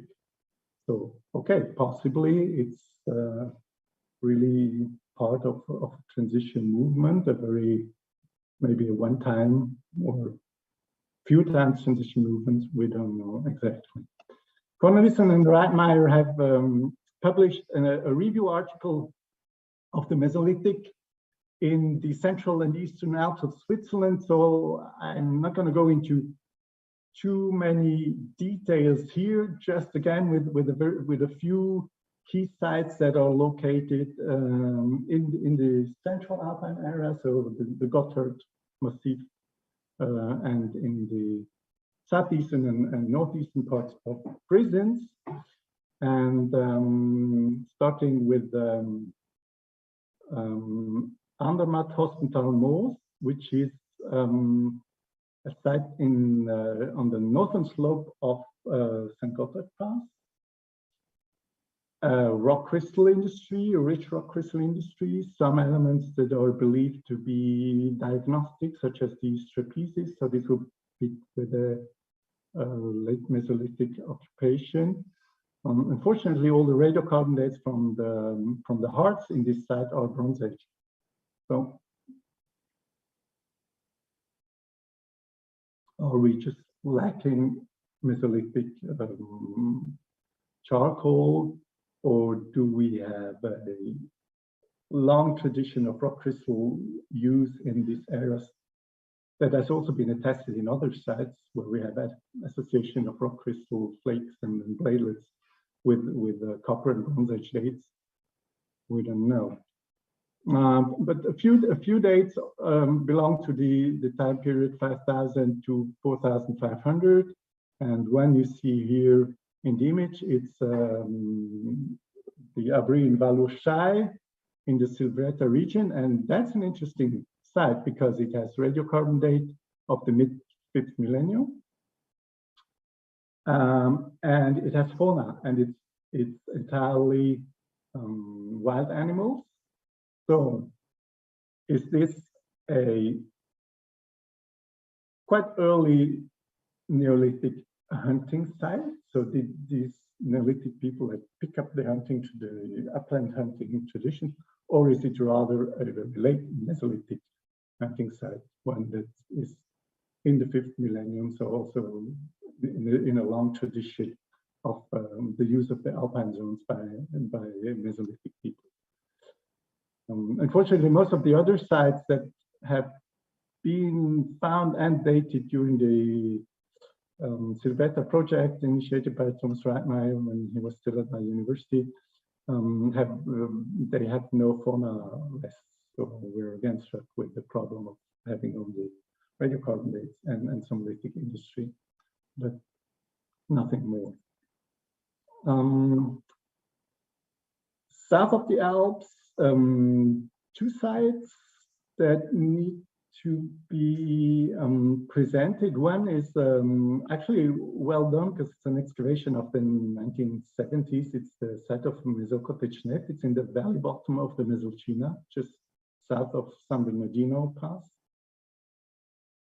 It has a lithic industry that is clearly a mixed complex of early and late Mesolithic. So it has triangles, even regular triangles, and it has trapezes, and it has a few notch plates and small scrapers and all of that. So the lithic industry is clearly Mesolithic, but it also has a few shirts of, again, Isolino type, so North Italian Neolithic. When I analyzed the sites in the late 90s, early 2000s, I really came to the conclusion that it's a Mesolithic valley bottom site that must have been in some interaction with Neolithic populations and obtained pottery through exchange or whatever. I don't really see a Neolithic presence there because there's no other elements. There is one radiocarbon date, but this is a typical case. The radiocarbon date fits into the early 5th millennium, but it's a chance dates of collected charcoal from the surface. So I wouldn't give too much for that date. But we know that some 30 kilometers down the valley, with Bellinzona Castelgrande, well-known, published already by Ticino colleagues a couple of years ago, we do have a site with North Italian early Neolithic, and we do have radiocarbon dates 5,300, 5,200, so very similar to Sion. So these are the two clearly Neolithic spots. But they are both in these large fertile valleys. They're not in the upland valleys, and they somehow probably relate to the uplands. I will show that in a moment in the final comments. But they're probably characteristic of different cultural settings. Okay. I'll move on to a few conclusions. As I've shown you, Switzerland is a very diverse environment, and all the big topics of Europe somehow converge in Switzerland: Alpine, Fiorano style, Rhone Valley corridor, Castelnoviano, and so on and so on. And there's just not enough well-documented, well-stratified sites that would really allow to disentangle the situation. But we do see some interesting elements, such as that intermittent presence of LBK and then the late Mesolithic presence in the Rhine graben, which is quite characteristic, such as the halt of the LBK on the Rhine and the Lauget problematic with Lauget sites immediately south, and then some Lauget pottery joining into sites such as Gechlingen. The presence of the 5th millennium Neolithic in the large valleys that were probably real entry gates into the Alpine zone for younger Neolithic populations, be it in the Rhine Valley or in the Rhone Valley or in the Ticino Valley. So these are very similar situations. Long-living Mesolithic traditions in the Jura Mountains in environments just also very unsuitable for agriculture, one must admit. This is very small, patchy areas. It's much more adapted to a gatherer's way of life, certainly, than to typical Neolithic way of life. And finally, looking again at Mesolithic-Neolithic raw material situation, we could discuss the raw material for both these areas, but I will focus on this one situation again. where we have about 50% of rock crystal central alpine raw material and 50% of radiolarite and similar stuff coming from the Lago di Varese area. In between is about 80 kilometers. The lithic industry is Mesolithic, as I told you. And my idea is that these people were just moving like in and out of the mountains. They were probably staying on the shores of the Laghi Suri because it was much nicer in winter to be there than in the Mesolcina Valley. And then in summer they would move up and they would use both or either raw material and even take it with them, at least the Varese material. I don't know whether there's any rock crystal. I haven't had the time to investigate those Neolithic sites of Lago di Varese, whether there's any rock crystal in there, which would indicate that something also comes down. And maybe in this movement, the people then also came across the newly arrived Neolithic populations with their pottery, and then some exchange scenario started, and that would explain why we have this, at least this one site with Neolithic pottery at the very end of the occupation. And we have to take into account the environment, something that has not yet been done a lot in Switzerland. I've seen from some of the presentations of these 2 days that in other areas like environmental embedding of the late Mesolithic is much more advanced than in Switzerland, but there's certainly a huge potential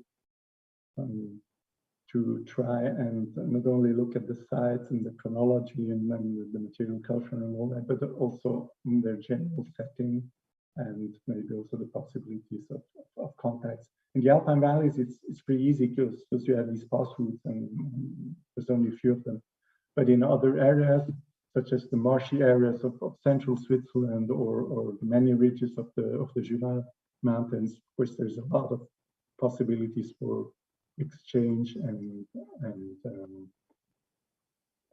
also transport and contact. And finally, we really need to have a close look at those zones that offer the possibilities of investigating really the contact phenomena, and that's in particular the Three Lakes region, where we can imagine that Neolithic populations coming up the Rhone Valley from southern France would like at some moment encounter the local late Mesolithic, which exists. The same will be for the Valais, but for the moment we're lacking the Mesolithic sites, and the same can be said for the northern border between Alpes and Lauget and local late Mesolithic. So yeah, there's still a lot of interesting narratives to develop in these areas of Switzerland, and but now that we've taken this more general approach, we realize that have focused research has been so far really on topics of typology and chronology, and then we really have to expand our perception, in particular of the space and the use of space, including raw material, to be able to move on. So here's the institutions that we like to thank for their contribution, and I will just end with the last slide, which gives you again the situation of the sets that I discussed. Thank you very much.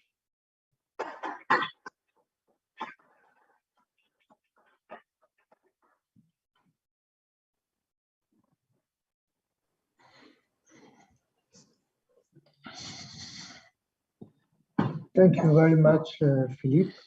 Very interesting. And now we will finish with Mark Vardenlinder. So, hello, I'm ready. Let me just share my screen. Yeah.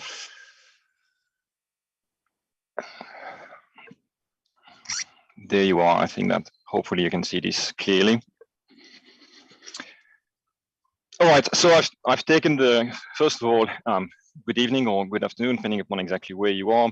I would like to start by thanking once more the organizer for letting me the opportunity of providing a few ideas about a very personal, I must admit, take upon the Neolithization or the introduction of farming across the Mediterranean space. It's a, as I said, very personal vision, even though I have to admit and I have to stress the fact that it has been shaped over the years through several collaborations and discussion with various local colleagues, but also people who were involved in all the research.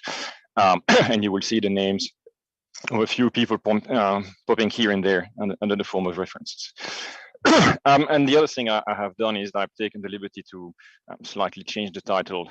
It will still be a very transversal vision, but what I would like really to do is to go back actually to some of the ideas which are underlying, for instance, the suggestion of the existence of a demic wave that we've seen, and exploring potentially other implication of the waves like surfing, but also the limits of this vision of the demic wave.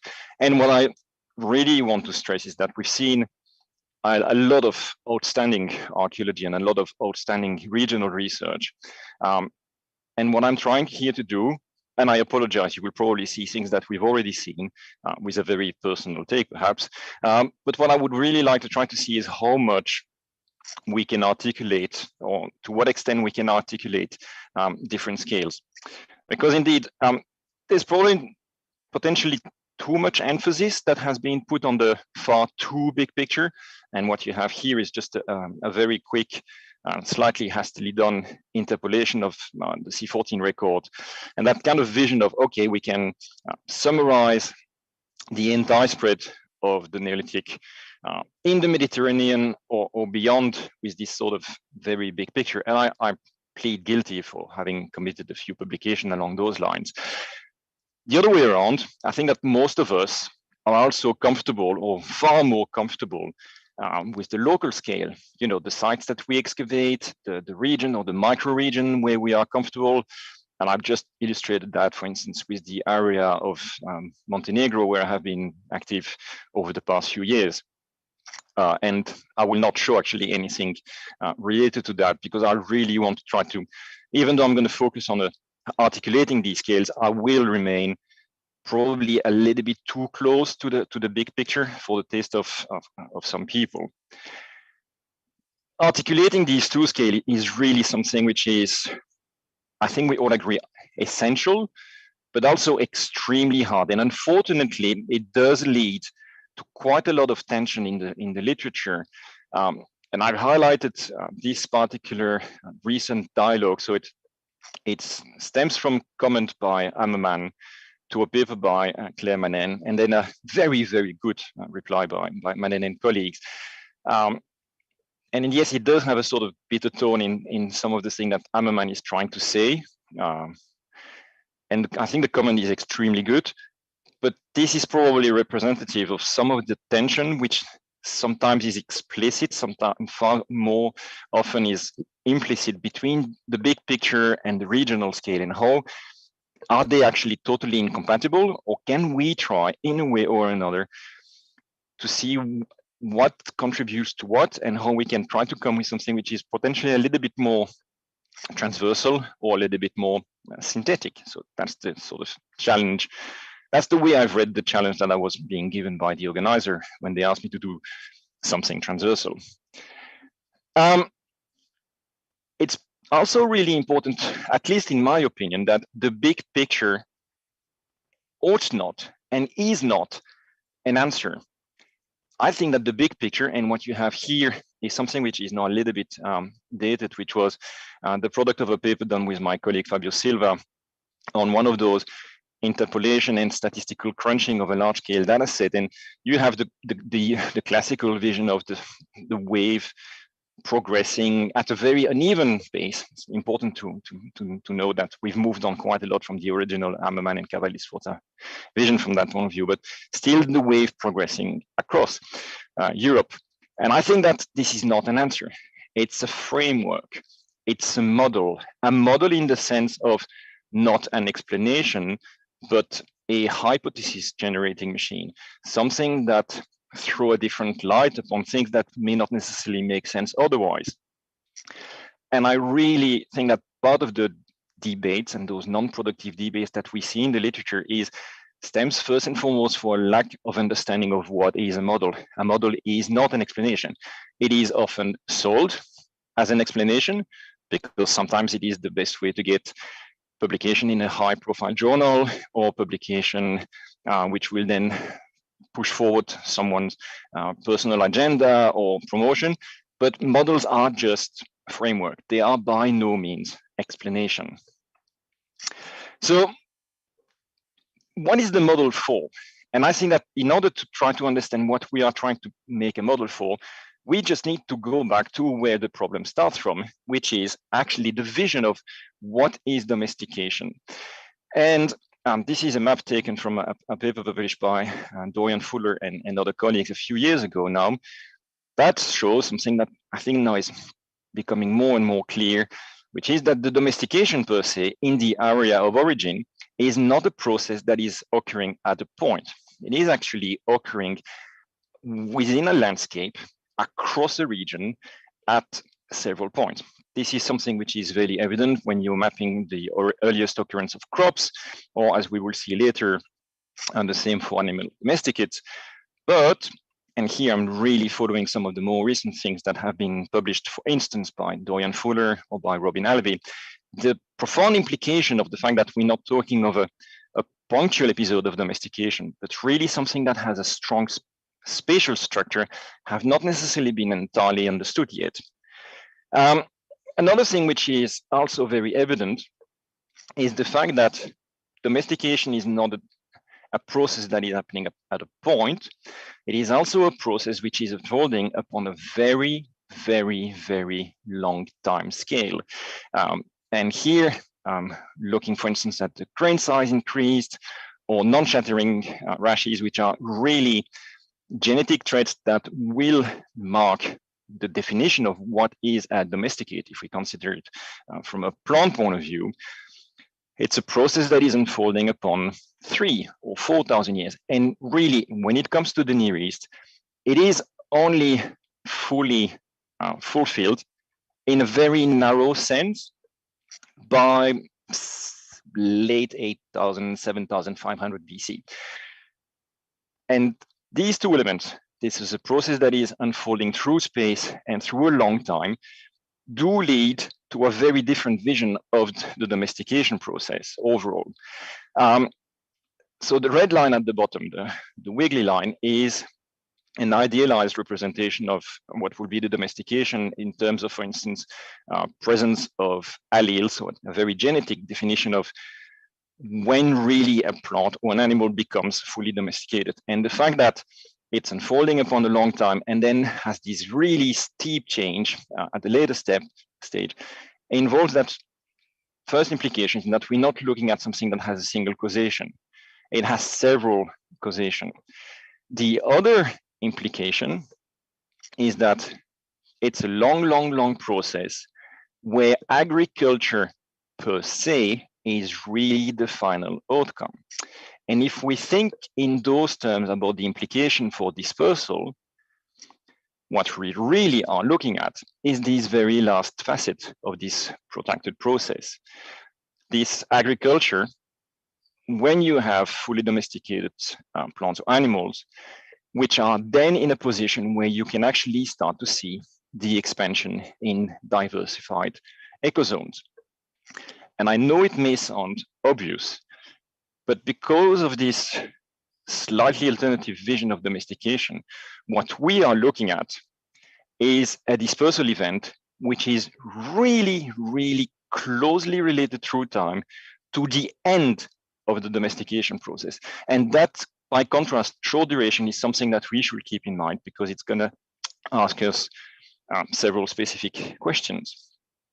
And as I was saying, Dorian Fuller's thoughts are, by definition, for anyone who knows Dorian's work, heavily shaped by plant domestication, but to some extent, what is happening with animal domestication is the same. And this is a map which is now 15 years old by Melinda Zeder where the animal domestication, sheep, pigs, cattle, goat, all occur more or less at the same time in a very, very wide area. But what is very interesting in this particular map, I would say, is everything that is happening outside the domestication area. And if we forget Cyprus for a second, and I'm quite happy to discuss Cyprus in the discussion, but I will skip it here. When we're looking at, for instance, what is happening in the Levant or in Anatolia, it's only at much later, at a very late stage in this entire domestication process, that you get the farming package. So for instance, what I generally refer to with my student as the Holy Trinity, the kind of sheep, goat, / pigs / cattle. This is only brought all in together as a package at a very, very late date. But when that package seems to coagulate, that's when we start to see that expansion in diversified ecozone. And obviously, and here referring to the fantastic meta-analysis done by Arbacol and colleague, the fact that we're talking about the package does not mean it is static. It's something that will constantly morph under various criteria, environmental, cultural, as for instance is demonstrated by their work. So to go back to the question that matters here, which is Mediterranean, as in the rest of the Mediterranean, what we actually are talking about, I think, is really we need to go back to the definition of the dispersal of early farming, i.e. animal and plant domesticates, in a range of diversified ecozones, which are different from the area of original domestication, which in itself is another process. And if we redefine as narrowly as that, what we're looking at, then we can ask the question of, okay, how can we describe that dispersal, either in terms of its spatial or temporal structure, but also what are the drive of this dispersal? What is generating this expansion? And obviously, there has been a long debate about these kind of questions. This is by no means new, it's just slightly reframing it. And for very long, there have been this entire debate of, is it acculturation or is it new people?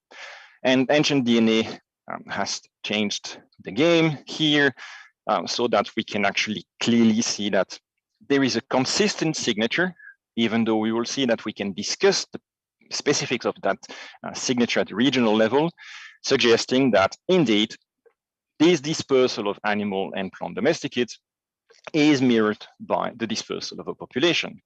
And we can look at this at the really big picture paper we published a few years ago with Fernando Racimo as the lead author, where you can independently show that, for instance, if you do a geostatistical interpolation on C14 dates for the spread of farming and do the same for the associated ancestry, it has the same structure, strongly suggesting that these processes are, if not identical, closely related.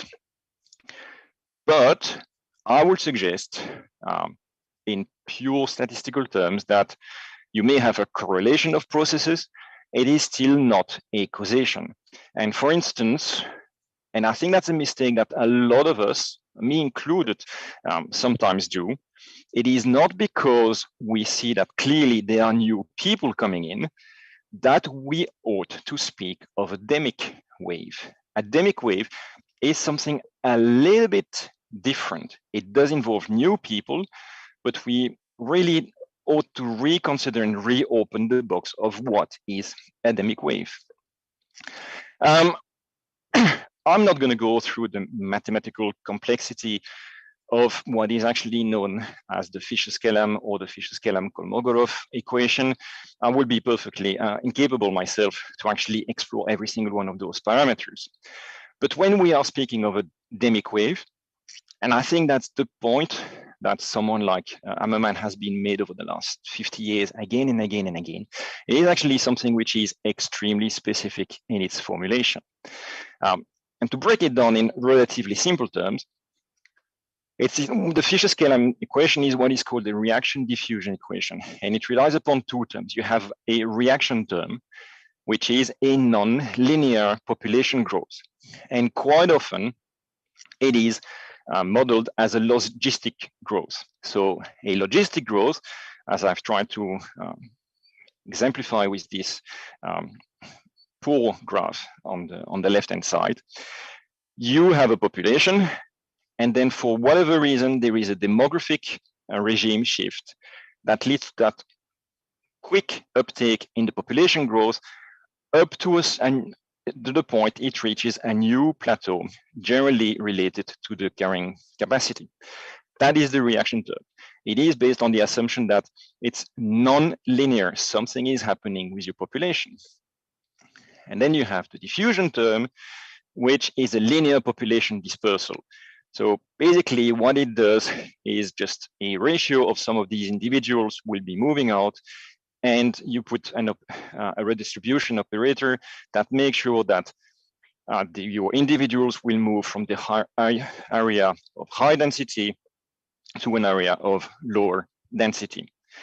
And it's when you couple these two terms together that you can get your classic demic wave, whereby you have that population which is pushing and expanding as a radial wave.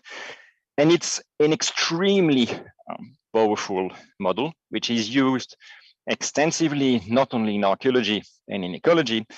And there is actually a lot of literature that shows how much, without actually adding any extra parameter, but just by tweaking either the reaction or the diffusion term, you can generate quite a lot of variation. So I think that's something that is sometimes a little bit lost, which is it is not a profoundly fixed model. It does have the opportunity of being viable relatively easily, but I will not, I don't really want to explore that in details here.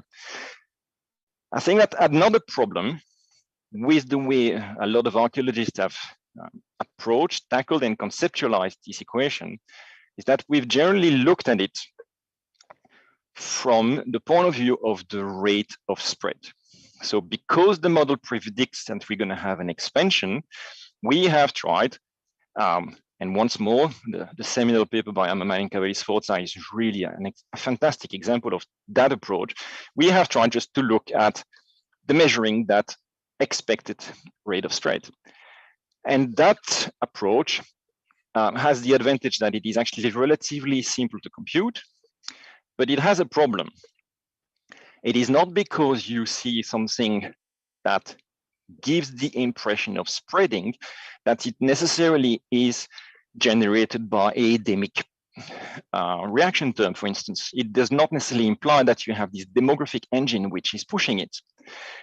And what I would say is that actually now we can revisit some of those assumptions, and rather than only looking at it from the point of view of the rate of spread, we can actually, for instance, double check whether or not we do see that nonlinear population, which so far has generally been taken as an assumption more than as something that has been demonstrated independently.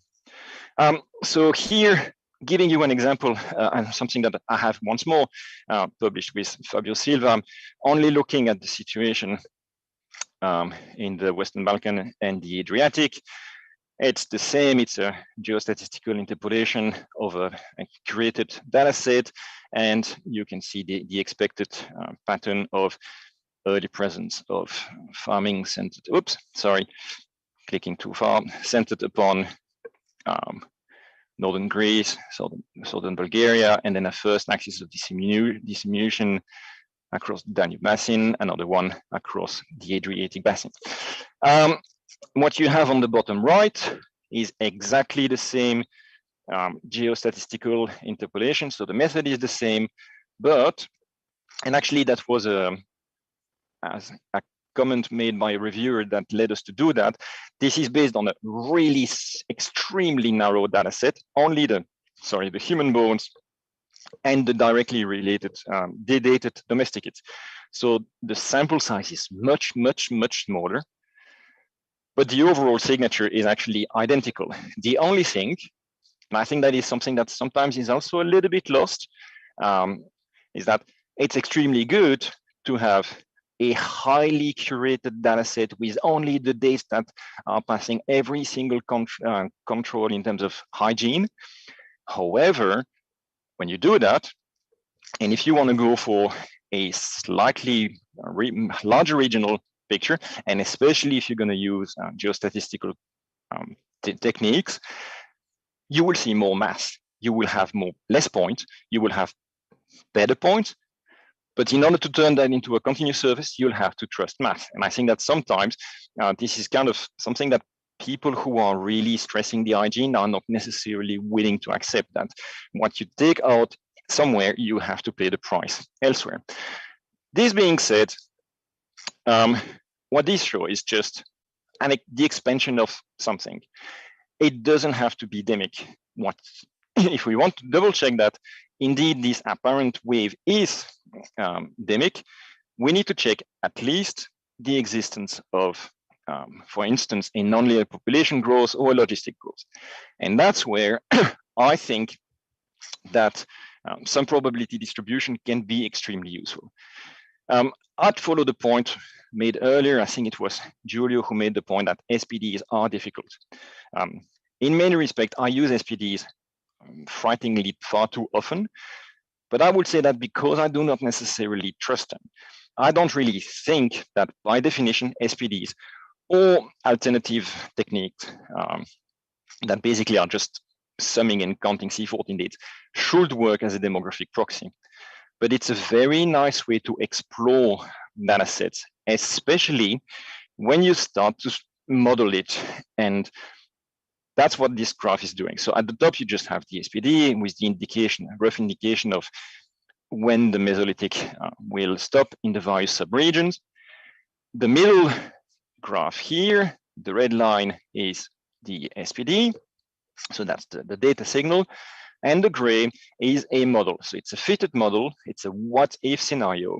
And in this case, it's an exponential fit. So this is just a very simple assumption that in order to go from the lowest point to the highest point, you need to have a certain constant growth rate. And at some point, that growth rate will just kicking into an exponential mode. And it's a model that has no assumption at all, apart from that. And it is actually quite often used as your sort of minimal expectation in population theory or in ecology. And in this case, what you see are, hey, without much of a surprise, there are a lot of deviation between the model and the data, which are indicated by the blue shading and the red shading.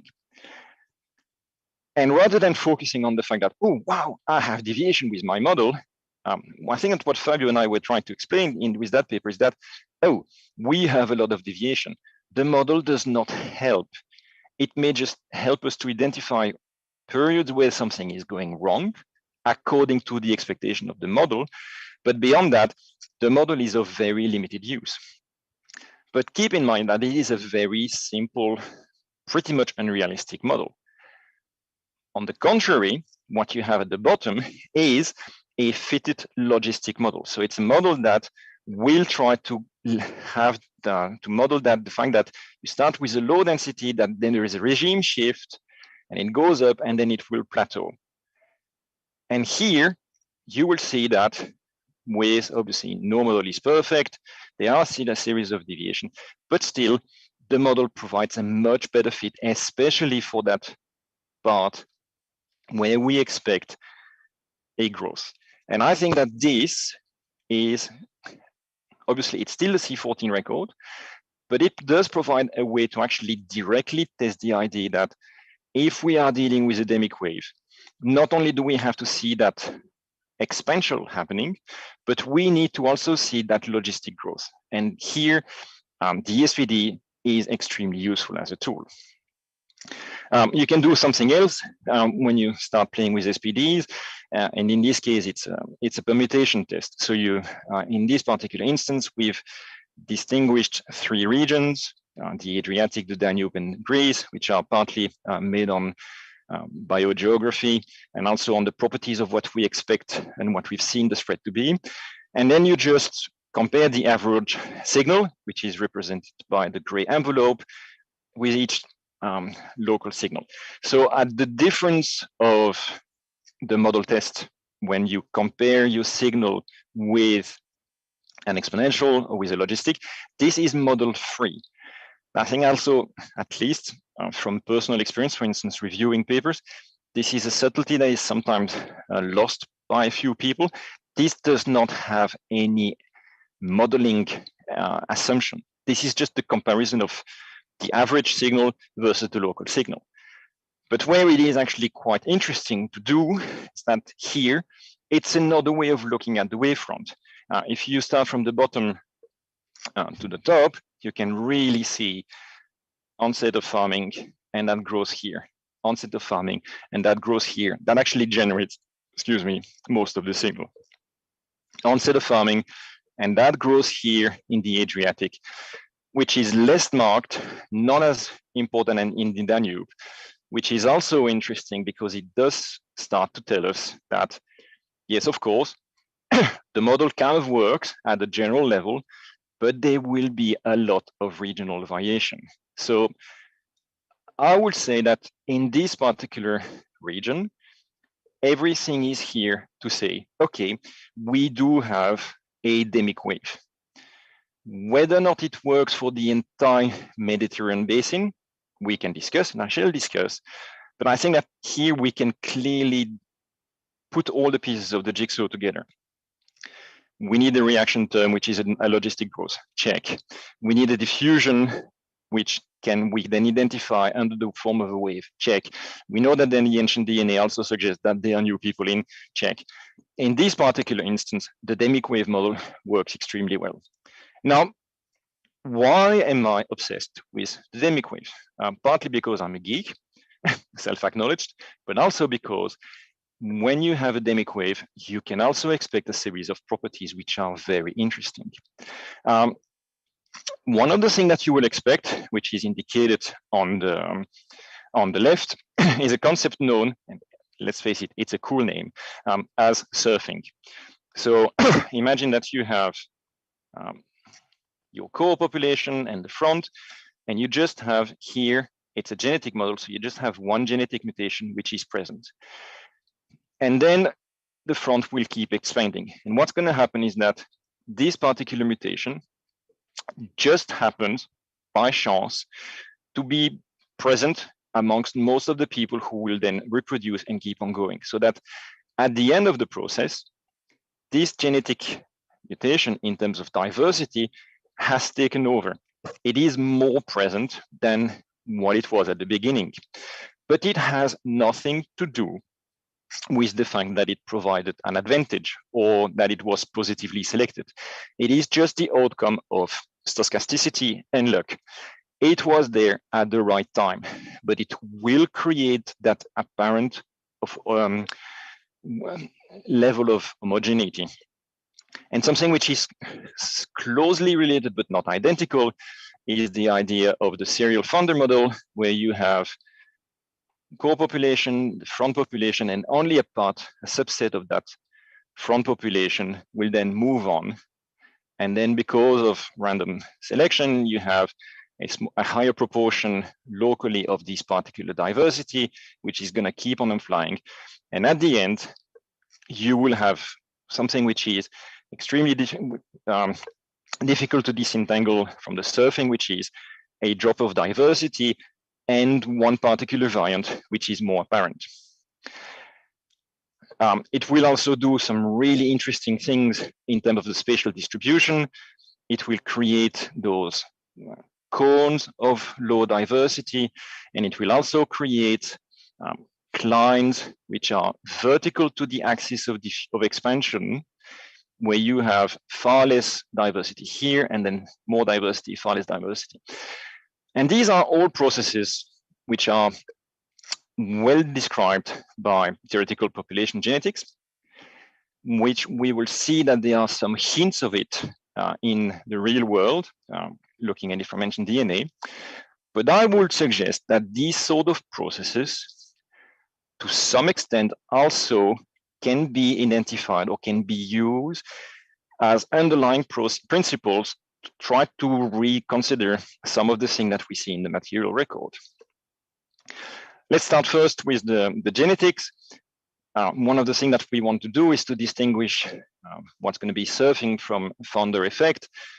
But in order to see founder effect, you need to see that population shrinking systematically. And this is one of the many ancient DNA paper which is existing in the literature, paper by Valdiosera and colleagues. And what I have really suggest is interesting here is this graph on the right, which is a measure of the diversity, condition of nuclear diversity for different prehistoric population. And that measure of diversity, in turn, is a measure of the effective population size. So the smaller the size of the population, you will have changes in the diversity. And what is clear is that, and obviously it's based on a narrow number of samples, is that the Iberian North early Neolithic has really a small level of diversity, especially when compared to other regions, suggesting here that we are really at the end of a series of founder effects where the population is becoming less and less diverse just through that sequence of founder effect. Now you have to follow me and maybe buckle up, because this is going to be probably the most controversial part of what is already a relatively controversial talk, I'm afraid. These processes of drop in diversity, being in material culture or element in the archaeological record, have actually, I think that is something that we do identify in several parts of the archaeological record. And here, for instance, it's a paper that we published with Anne de Varey as first author, and looking at sort of meta-analysis of various archaeobotanical record across the Mediterranean.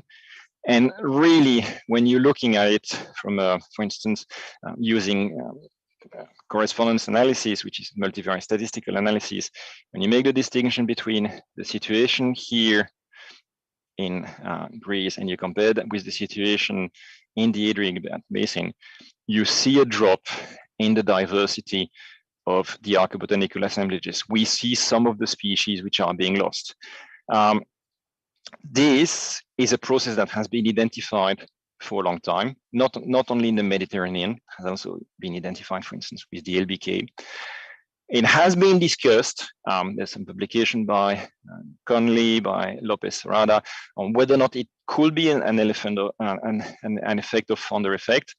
It's something that we've kind of re-stumbled upon in a modeling framework with my colleague Cornelis Drost. I think that these sort of signature are really the hallmark of a founder effect and or of surfing. Cannot necessarily make the distinction here, but a process which is, when you think about it, relatively expected, i.e. you have a population, they have a diversity of practices, and only a subset of that population will then move out. And by definition, the diversity that you will get out of that smaller population will be less important than the diversity of stuff which is being done at the level of the entire group. And when it keeps on repeating, you will see that sort of drop in diversity. And I would suggest that in that sense, the drop in diversity that we can see to some extent in various facets of the archaeological record is extremely analogous to a founder effect. And actually, I will push it and say it is really the outcome of the population founder effect that we otherwise see if we look at it from an ancient DNA point of view. Another thing which is really interesting with founder effect in surfing is when you look at it spatially. And this is, I would really like to stress here what is on the lower part of the graph on the left. If you start with, if you follow my cursor here, you have a population which is relatively even mixed and then moves, but without migration between the two corridors, you can have a process of surfing happening so that at the end of the diffusion, where is my cursor here? It's actually still the same population that has moved, but genetically it has started to diversify in different ways. It's basically the surfing is happening, but is taking over one set of genes in one area and one set of genes in the other area. And you will end up with something that looks very different. Whilst if you allow a certain level of migration between these two sectors, you will still have that same signature, but with a much less marked difference and a gradient. Now, some of you may see where I'm going. This, I'm not going to say, even though actually what I'm going to say is that, I'm not going to say that this is the Impressa and that this is, whoops, sorry, the LBK, or that this is actually the Impressa, the LBK, and the Nano. Sorry, my cursor keeps on following, on not willing me to say stupid thing. So that you have one corridor of neolization, another corridor of neolization, and then contacts at the end. But I think that what at the very, very macro scale, this is the sort of thing that is potentially likely to happen. And what I will also say is that in a way, these sort of high level things are very interesting in their own right, but they're not that interesting in the sense that they are the natural outcomes of relatively well understood processes. And so that maybe this is not the right scale at which we should always focus the discussion. Partly because this is expected as an outcome of the model, but also, and that's going to be the second part of my talk, because as we know, things are much more complicated than that. And there is so much that these very general models can take. So the last part of my talk is called Things Are Not So Simple, and there are three parts. And the first part is that obviously we're not talking of one population moving in an empty demographic vacuum. There is, with changing level of regional variety, a Mesolithic presence. And we can infer that, for instance, through technological transfer, has been strongly suggested by Borit, Emanuele Cristiani and colleagues, for instance, in Montenegro. But we also know that that Mesolithic presence is extremely unequal when it comes to the entire Mediterranean space, and when we look at it from a landscape use, here showing the diversity of types of ecological niche, for instance, used in southern France and northwestern Italy, or using a totally different sort of approach has been suggested by Vidal Carrasco and Nuevopolis, using species distribution modeling, suggesting that actually the Mesolithic and the early Neolithic are using relatively different niche, but with a fair amount of overlap. And in a way, what I'm trying to say here is that that new Neolithic population is not expanding in a vacuum. There is a demographic presence, but that demographic presence in its anchoring in the landscape is extremely changing. And that's where, for instance, the recent publication by Thomas Perrin and Claire Manen, where they suggest that sometimes it is happening in no man's land, sometimes you have this game of musical chair, is a very good representation of the fact that we have to take into consideration the complex nature of that late foraging set of population. And obviously, this is also something that can be spotted with the ancient DNA. We can see as this new population comes in, changing level of admixture with the local population. And obviously, this level will change from region to region, will also vary from region to region. There's an element of sampling. But what also I think is also very interesting, as one is indicated on the two graphs at the lower, is that one of the technical opportunity provided by ancient DNA is the possibility of comparing the date of the sample with the expected date of admixture, i.e. when we actually think that the admixture that leads to the signal that we identify in the sample occurred. And quite a lot of time, without necessarily much of a surprise, that admixture is contemporaneous with the onset of the local onset of farming. But there are a few exceptions. There is one exemption here, for instance, for that individual in Middle Neolithic France, where the date of admixture is really, really early. There is also a slight discrepancy between the date of admixture for the Iberian early Neolithic. And in both cases, it has been suggested that actually what we see is an admixture with Mesolithic population, which is occurring before before in the process of dispersal. So for instance, Lipson and colleagues suggest that here, this signature, the level of Mesolithic ancestry that we identify in some of the early Neolithic samples, and obviously there is regional variation, is actually not necessarily the traces of direct admixture or direct mating with local Mesolithic population, but something that has been acquired earlier as part of the process, which is actually in a way to say that, yes, there must have been probably a relatively thin Mesolithic or late Mesolithic foraging population all across the Med, but we do not necessarily see it systematically, archaeologically speaking, but it is there. And with the genetics actually gives us another angle to tackle the presence of these foraging populations. Another reason why things are not so simple is that it's all very beautiful to do those big geostatistical interpolation, but obviously the wavefront is not as continuous as the prediction, for instance, of the demic model.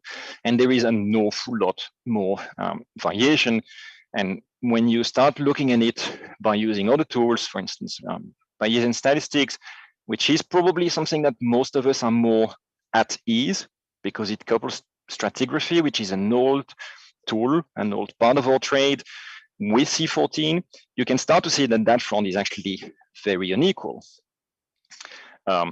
Another thing that we can see is that, and here obviously extensively quoting the work by Claire, and I'll just shift directly to that.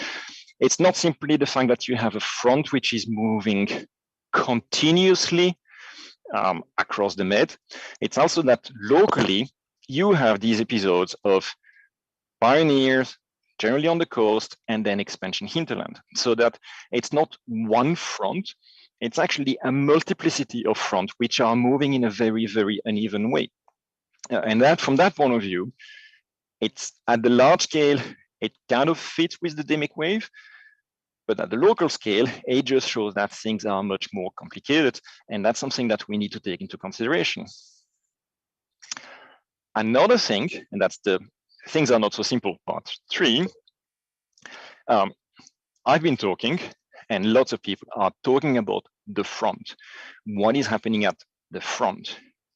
But, and we've seen that in several of the talks, it's not simply what is happening at the front, which is interesting. There are a lot of things which are also happening behind the front, between those early farming communities, once they're settled. It's not just like the story of, as Graham Barker said, gosh, nearly 40 years ago, the story of the farmers kind of ahoing in Proto-Indo-European across Europe. No, it's not just that sweep. You have those populations that remains present, and there's an awful lot of interaction happening between those communities behind the front. We can see it, for instance, with active trade networks, and just mentioning something that we saw yesterday with the Gargano Flint, which clearly shows how much interaction there is between the two sides of the Adriatic basin. Other things which are happening is that your early farming will keep on modifying the nature of the Neolithic package in a kind of in the same way as Arbuckle and colleagues are showing that that package is not static as it disperses across Anatolia. It is also not static once it remains in situ. Some of the work that I had the opportunity of publishing with Jane Gastra many years ago with that gradual shift that you can see across the Adriatic towards more and more cattle, something that was also discussed yesterday. And here, and Niccolò, just stop me immediately if you have the vision, or we can discuss that if you had the impression I'm kind of massacring your own work. When you look, for instance, at what is happening with sickles, if you look at the chronology, it is obvious that there are different techniques, diagonally hafted, parallel hafted, that they do not have the same chronology.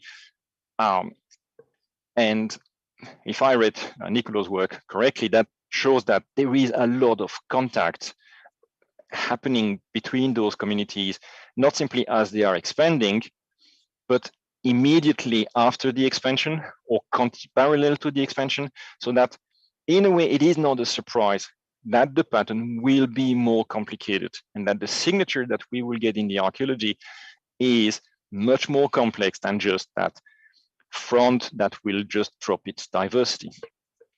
This being said, I think we can try to put it all together in one far too big picture again. But as I said, I'm trying to look and changing my scales, but I firmly remain sitting at a sort of slightly higher scale. Okay, this is the model that we start with the wave that moves across continuously, and that in many respects is entirely wrong. This being said, it does work in certain regions where we can, I think, clearly say that we have a demic wave in the sense that we have an episode of logistic growth accompanied by expansion of the population in an area. Whether or not it works all across the Mediterranean, or it is more specific to certain basin, that is something that we can discuss, and that probably require a little bit more of an understanding. But there is, that process does exist, and the fact that it does exist at a certain level is of potential interest because it has all of those properties that I was mentioning in terms of founder effect, surfing, that we can clearly see in the ancient DNA, and which I, very controversially, I admit, think actually kind of accounts for certain patterns in the material record. However, I'm entirely agree to say that this is not the most useful.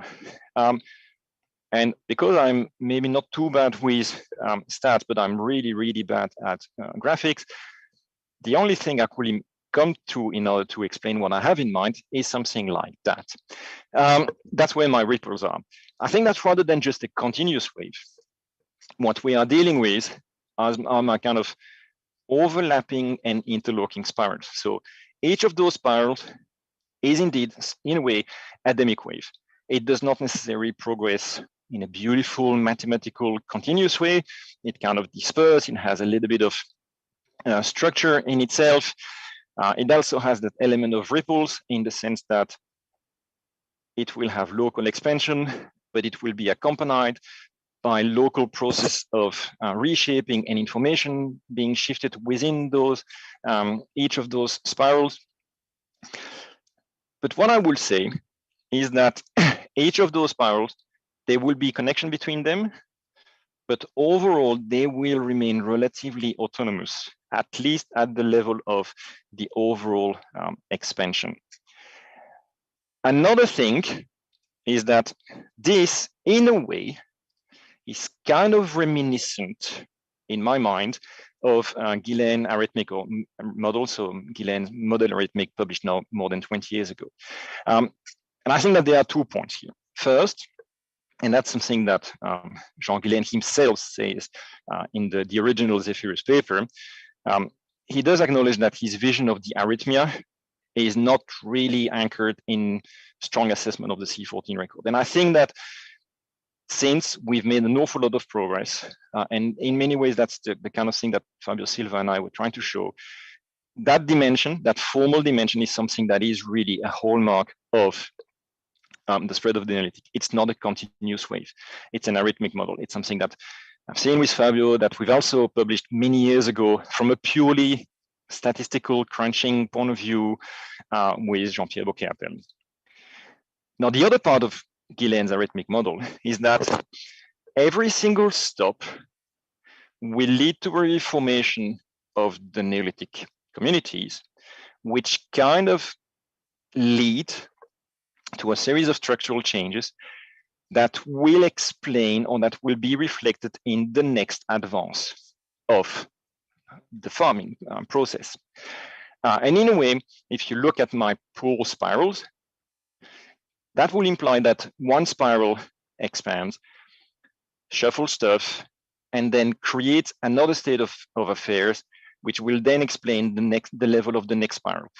And I think that it might be the case, but I think that we still need to work on that very general idea, and that it will work for some elements, but not all elements, but that it might be a more satisfactory model, as in framework overall. So to conclude, domestication is a long, protracted process, quickly followed by the dispersal into diversified ecozones. It's kind of obvious, but it's fundamental to put at the forefront, because this is what we are looking at, a dispersal into diversified ecozone. As I've said on several occasions, I think that the demic wave is a powerful and conceptual framework. It does have some empirical support. It does have some very strong implication at a very super-regional level. But beyond that, it doesn't really work that much. And I think that in many occasions, the dispersal is probably best seen as a sort of traveling wavefront with variation, and that the variation also are linked to the underlying demographic processes, including level of presence of, for instance, your foraging population. The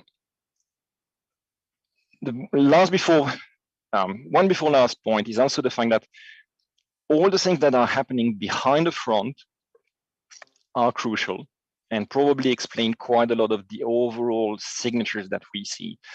And that's what I poorly try to conceptualize or visualize rather with my vision of from a wave to interlocked spirals. And then the last thing, and that's something that I have added following Giulio's talk, this is obviously a very northern Mediterranean focused model. And clearly Mediterranean Africa does have a different trajectory, even though my last spiral centered upon Iberian Peninsula, for instance, clearly, if I understood Giulio's correctly, will have a knock-on effect on some of the things which are happening in the Maghreb. But this is not working. The Mediterranean Africa has a different trajectory. And I had to leave the discussion, I'm afraid, at lunchtime, but I do think that it may have something to do, and I think that Giulio will disagree, but happy to discuss, with an element of ecological filters.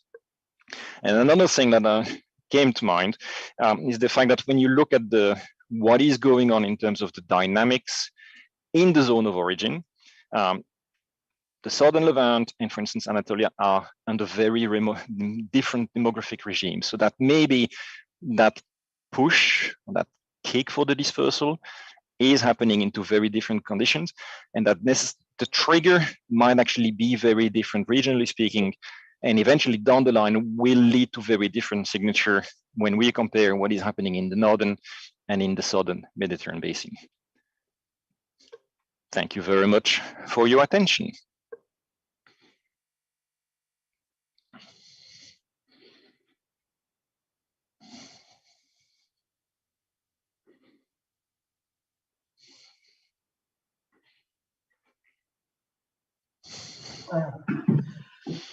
Thank you very much, Mark, for this very inspiring presentation, and thanks for the effort to put all together and to give us, anyway, different point of view.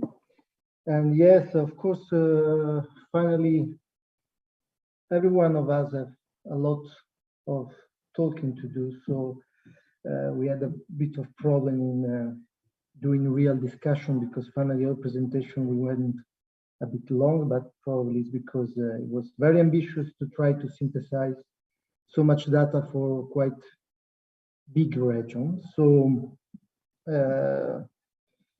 of course I think it's very, very fascinating to see all together, to have a big picture like this. And yeah, you talk about ecozone. Finally, it seems that today we talk, we travel in latitude, going in finally north of the Mediterranean and south of the Mediterranean, so in North Africa, and altitude as well, because we went to the mountains in the Alps, and we see that there is changes in the pattern of Neolithization and in the changing lifestyle of hunter-gatherers. So finally, yes, there is a lot to manage because there is really a lot of factors. As you show, there is we can work at different scale on the history of population of the regions and of even one specific archaeological record have different histories. So I think the direction is to try to put it all together, and this is very inspiring, this spiral motif you put. So we have some question, and I mean, everyone want to add some comment. Is the right moment to do it. So for me, it was very interesting to see that even for the presentation about Swiss, and where we see finally that it's quite a long time that people are saying that we have some cultural mixing, or still we have this mixed archaeological assemblage, even when this is found in quite systematic way in some territory. How much is difficult to give an explanation of what is happening behind this mixed archaeological mix, because yes, there is there is some hunter-gatherer materials and some other materials from Neolithic. So, and it's very difficult to give explanation. So I don't know if there is a question that how can you for Philippe, how can you maybe explain this, how it's hard to give an explanation how these mixed archaeological complex are forming. So to what we need to go behind the description of this lithic assemblage with some pottery, which is finally one of the most typical element of mixing that we have, not the only one that we see for North Africa, but of course is the typical in-between situation. So you work in contexts like this, what do you feel that we would need? Better archaeological context, better size, I don't know. Yeah, we also need a different... Maybe you need to come here. Oh, sorry.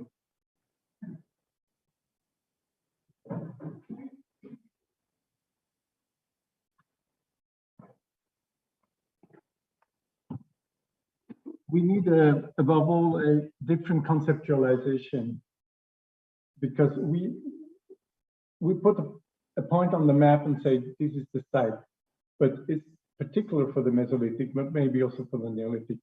This is just one element of a territory that is being circulated by the people, and along this they meet other groups, and they maybe meet groups with a different socioeconomic background, and some of these contacts are spontaneous and ephemeral, and some are lasting because you have to work in networks for making partners, for material exchange, and so on.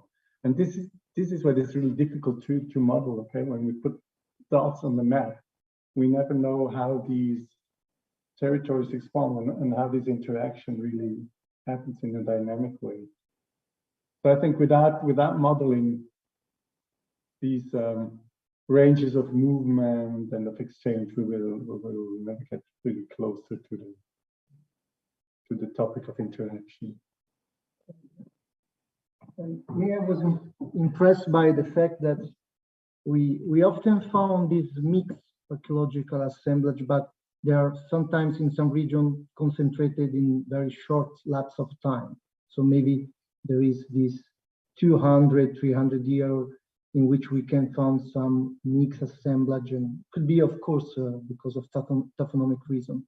But what it seemed to suggest your presentation, that this assemblage with this mixed cultural elements are spread over a long period of time, like 1,000 years. So this is something that maybe it's different from other areas, which we don't found this on such a long period. So it seems that the situation it's persists in time, and so maybe, of course, that's why one of the reasons why archaeologists, most of them say that it's possible that you have this mixed assemblage and not the classical problem of a cave site where you have materials moving from one layer to another. But this is something that is very interesting, that you can find this even if there are always complicated assemblage and in the term of interpretation. But this is a situation that you found like over 1,000 years. So there is any other question, any other comments? We still have at least 10 minutes.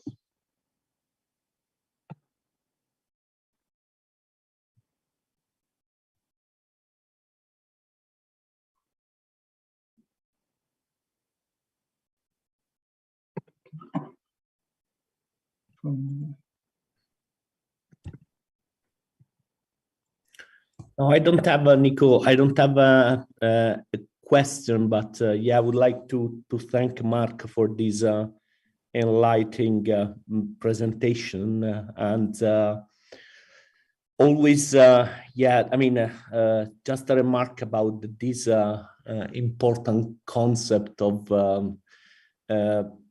pre-domestication exploitation of the species. That is a concept that for people working in North Africa is really very important in the sense how much yeah, that we could see as domesticated, but then is also the result of a sort of pre-adaptation on local species that this group could have experienced for, I mean, thousands of years.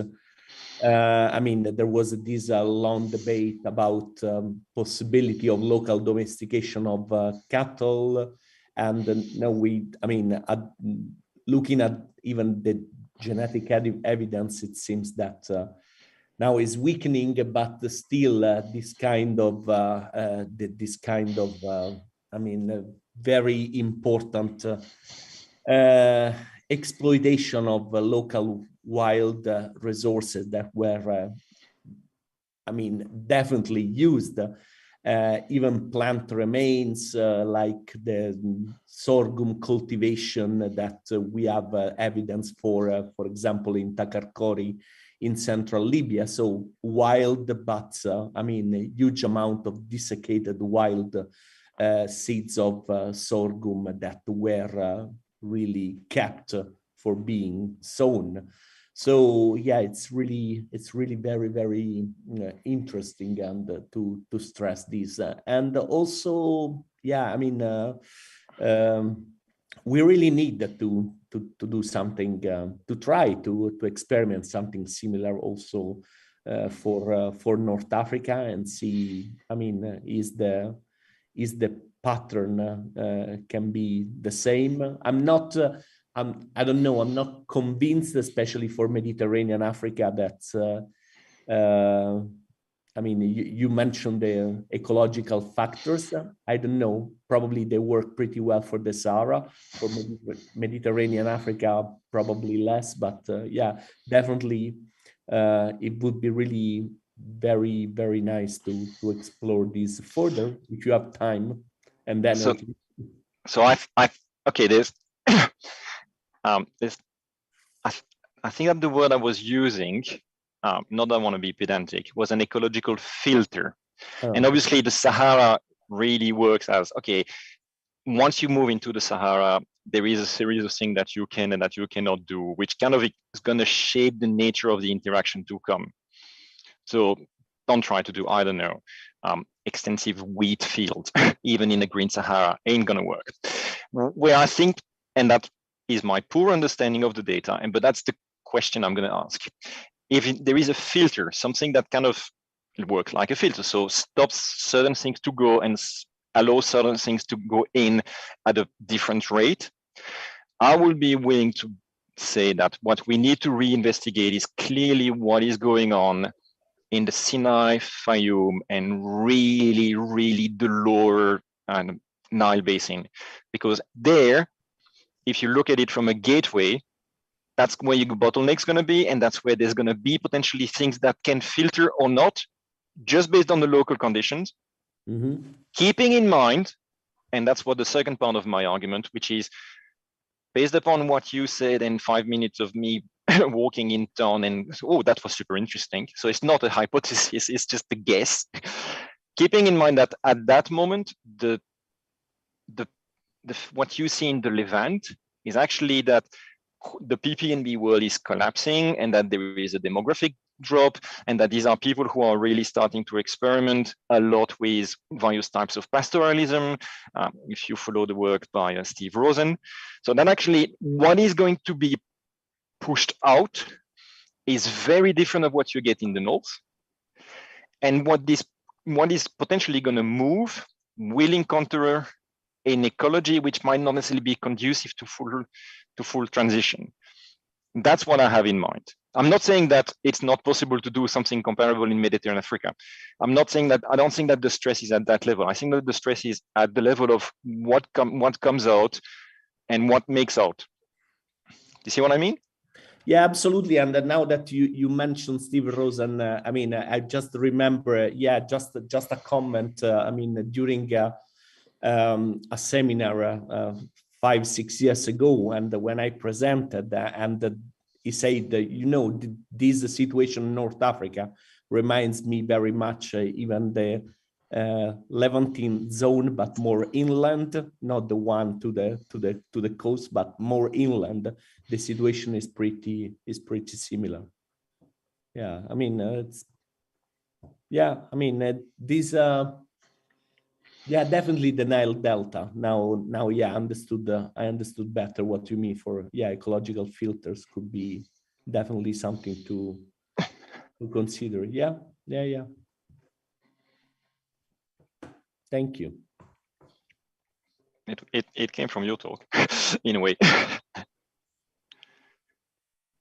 And to echo what Niccolò was saying, one of the things that I did not really consider at all is actually, yes, the role of environmental factors or elevation. But what I have generally seen, for instance, in some of the stuff that I have done when I'm doing some meta-analysis or thing, is that it does explain a few things, but not necessarily quite a large it does not explain a lot of the variation. Or when it explains something, it's kind of thing that you will expect. But there's no reason, for instance, that some of the drop in the use of certain cereals or certain legumes doesn't seem to be purely environmentally driven. I don't think that is the driver for explaining that part of the variation, and that's where I would be tempted to go for that macro level of explanation, where loss of diversity is what we expect for this sort of population, given how they expand. I'm not discarding the environment. I'm just trying to not necessarily minimize, but putting it at a different level. But that's for the Northern Med. Yeah, of course, altitude, I mean, maybe it's more, of course, it's explaining something when maybe, especially when we are talking about hunter-gatherers, because probably it's more easy to find also the late Mesolithic site in this context, but it's a fact that there is much more late Mesolithic, but not in all mountainside, because, for example, it's very interesting to see a very huge difference between the Alps and the Pyrenees. So while they are both alpine environments, and the story are almost very different, almost the opposite. We have in the almost no late Mesolithic in the, well, very few late Mesolithic side in the Pyrenees, especially in the Alpine altitudes. So it's quite the opposite of the Alps. On the contrary, in the Pyrenees, we have a relatively quick, fast neutralization process that we don't found in the Alps. So, and it's pretty much same climatic condition. But all around this mountain, everything is pretty different. So, of course, that that is not a factor that maybe is the best one to describe the Neolithization process, but it describes in part the lifestyle in some histories for the hunter-gatherers, which, as we see, is as much important to consider the changing lifestyle when we talk about Neolithization. For me, because it's very particular what we have in the Iberian Peninsula when the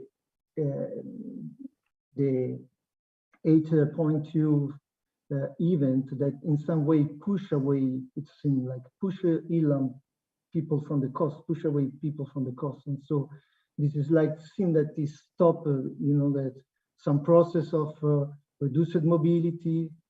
I don't know if you can say sedentarization, but we have the Collado, which is the first cemeteries almost of Western Europe. And then we have people that after this even move inland and they probably change their lifestyle. And then it arrives the Neolithic. So it's like very many history and many pushing factors interacting together. Yeah, I'd agree that any sort of environmental or ecological factor should not lead to a, I mean, the beauty of it is that it doesn't necessarily lead to a single response by a human population, and that there are various strategies to cope. That makes the record fantastic. That provides more room for explanation, but also makes things a little bit more complicated, because then it just opens too much room for so stories. And then I will say that maybe sometimes, and I think I'm not the only one to say it, but for instance, in terms of environmental archaeology, once more, we tend far too easily to jump from correlation to causation, and which we ought to pay a little bit more attention to the causal mechanism that we are putting forward. But that's a general naughty comment about the state of the discipline.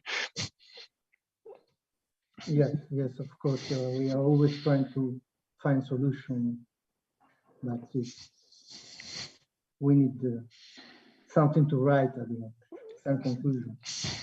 So it's part of the game. So let's really, if someone wants to say something in the last moment, because anyway, after that, we have to, our institution is going to close. So if there is no last word, we really thank all the participants in these 2 days.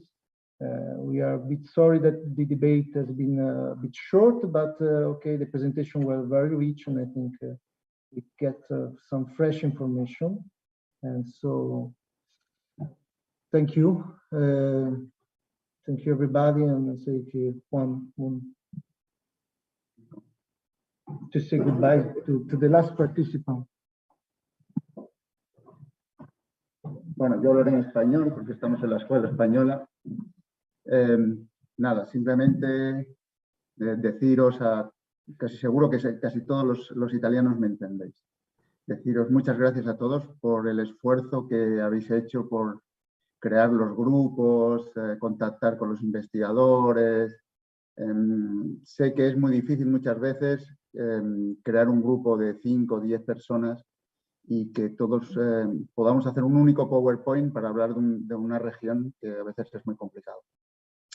Así que yo solo he puesto el lugar casi y mis compañeros de la organización han hecho el máximo esfuerzo para que al final esos grupos hayan sido una realidad y haya habido incluso un debate. Solo deciros que aunque parezca que, bueno, aquí en la sala ha habido muy pocas personas, aunque parezca que no haya habido gente quizás viendo el congreso, solo deciros que, por ejemplo, en la sesión de ayer ha estado visitado por YouTube más de 500 personas. Es decir, que seguro que tiene una repercusión importante el congreso y espero que nos veamos otra vez. Y ahora voy a dejar, yo le doy, hay mucha parte de la organización que está online, pero como está Elisabetta aquí, yo le voy a dejar las últimas palabras a Elisabetta, que ha hecho un esfuerzo por venir aquí a Roma y que esté aquí, porque además algunos de la organización se han tenido que quedar en casa porque tienen COVID. Cuando unos tienen mucho trabajo, otros además tienen COVID. Así que nada, ha sido un esfuerzo. Yo le dejo la última palabra a Elisabetta. Grazie, allora io parlo in italiano.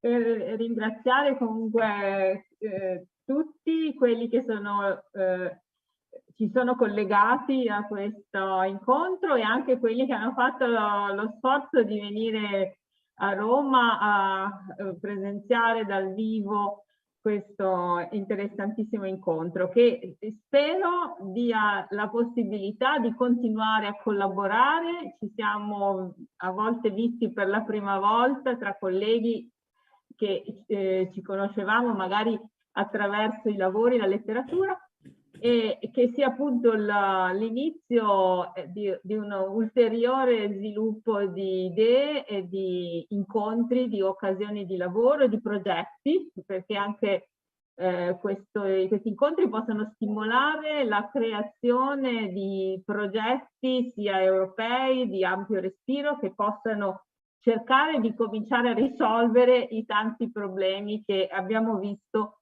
ancora diciamo riguardano questo tema della transizione. Grazie a tutti allora e grazie a Juan. Bueno,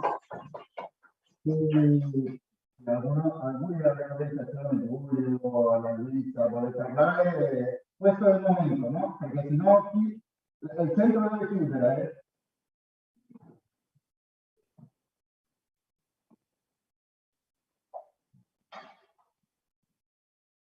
Noi diciamo ciao.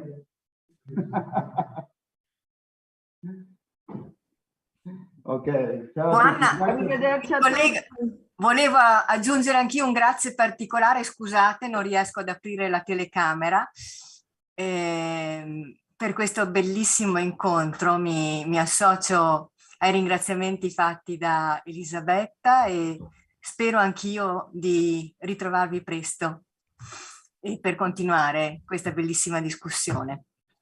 Anche Grazie io a tutti. volevo ringraziare tutti, grazie, mi è dispiaciuto molto di non essere riuscita a venire a Roma, anch'io per altri problemi, più che altro di lavoro, non di Covid questa volta, e quindi però grazie tante a Juan, a Niccolò per tutta questa organizzazione, per aver avuto questa idea veramente molto bella di riunirci tutti, insomma di creare questa occasione di incontro e di scambio su questo tema che in effetti in Italia non è particolarmente trattato, e quindi questo può creare veramente anche una sinergia con altri colleghi con i quali ci siamo incontrati e sentiti in questi giorni. Quindi grazie a tutti. Okay, Mark, we were due here in Rome because in the residence of Cristina, you have the room now, eh? The room is looking for you, but it's for the next time. Lovely. I'm so sorry I could not come. Ok, ciao a tutti. Ciao Juan, grazie mille, Ciao, grazie Niccolò, grazie. grazie. Ciao, mille grazie. Ciao, ciao a Grazie. tutti.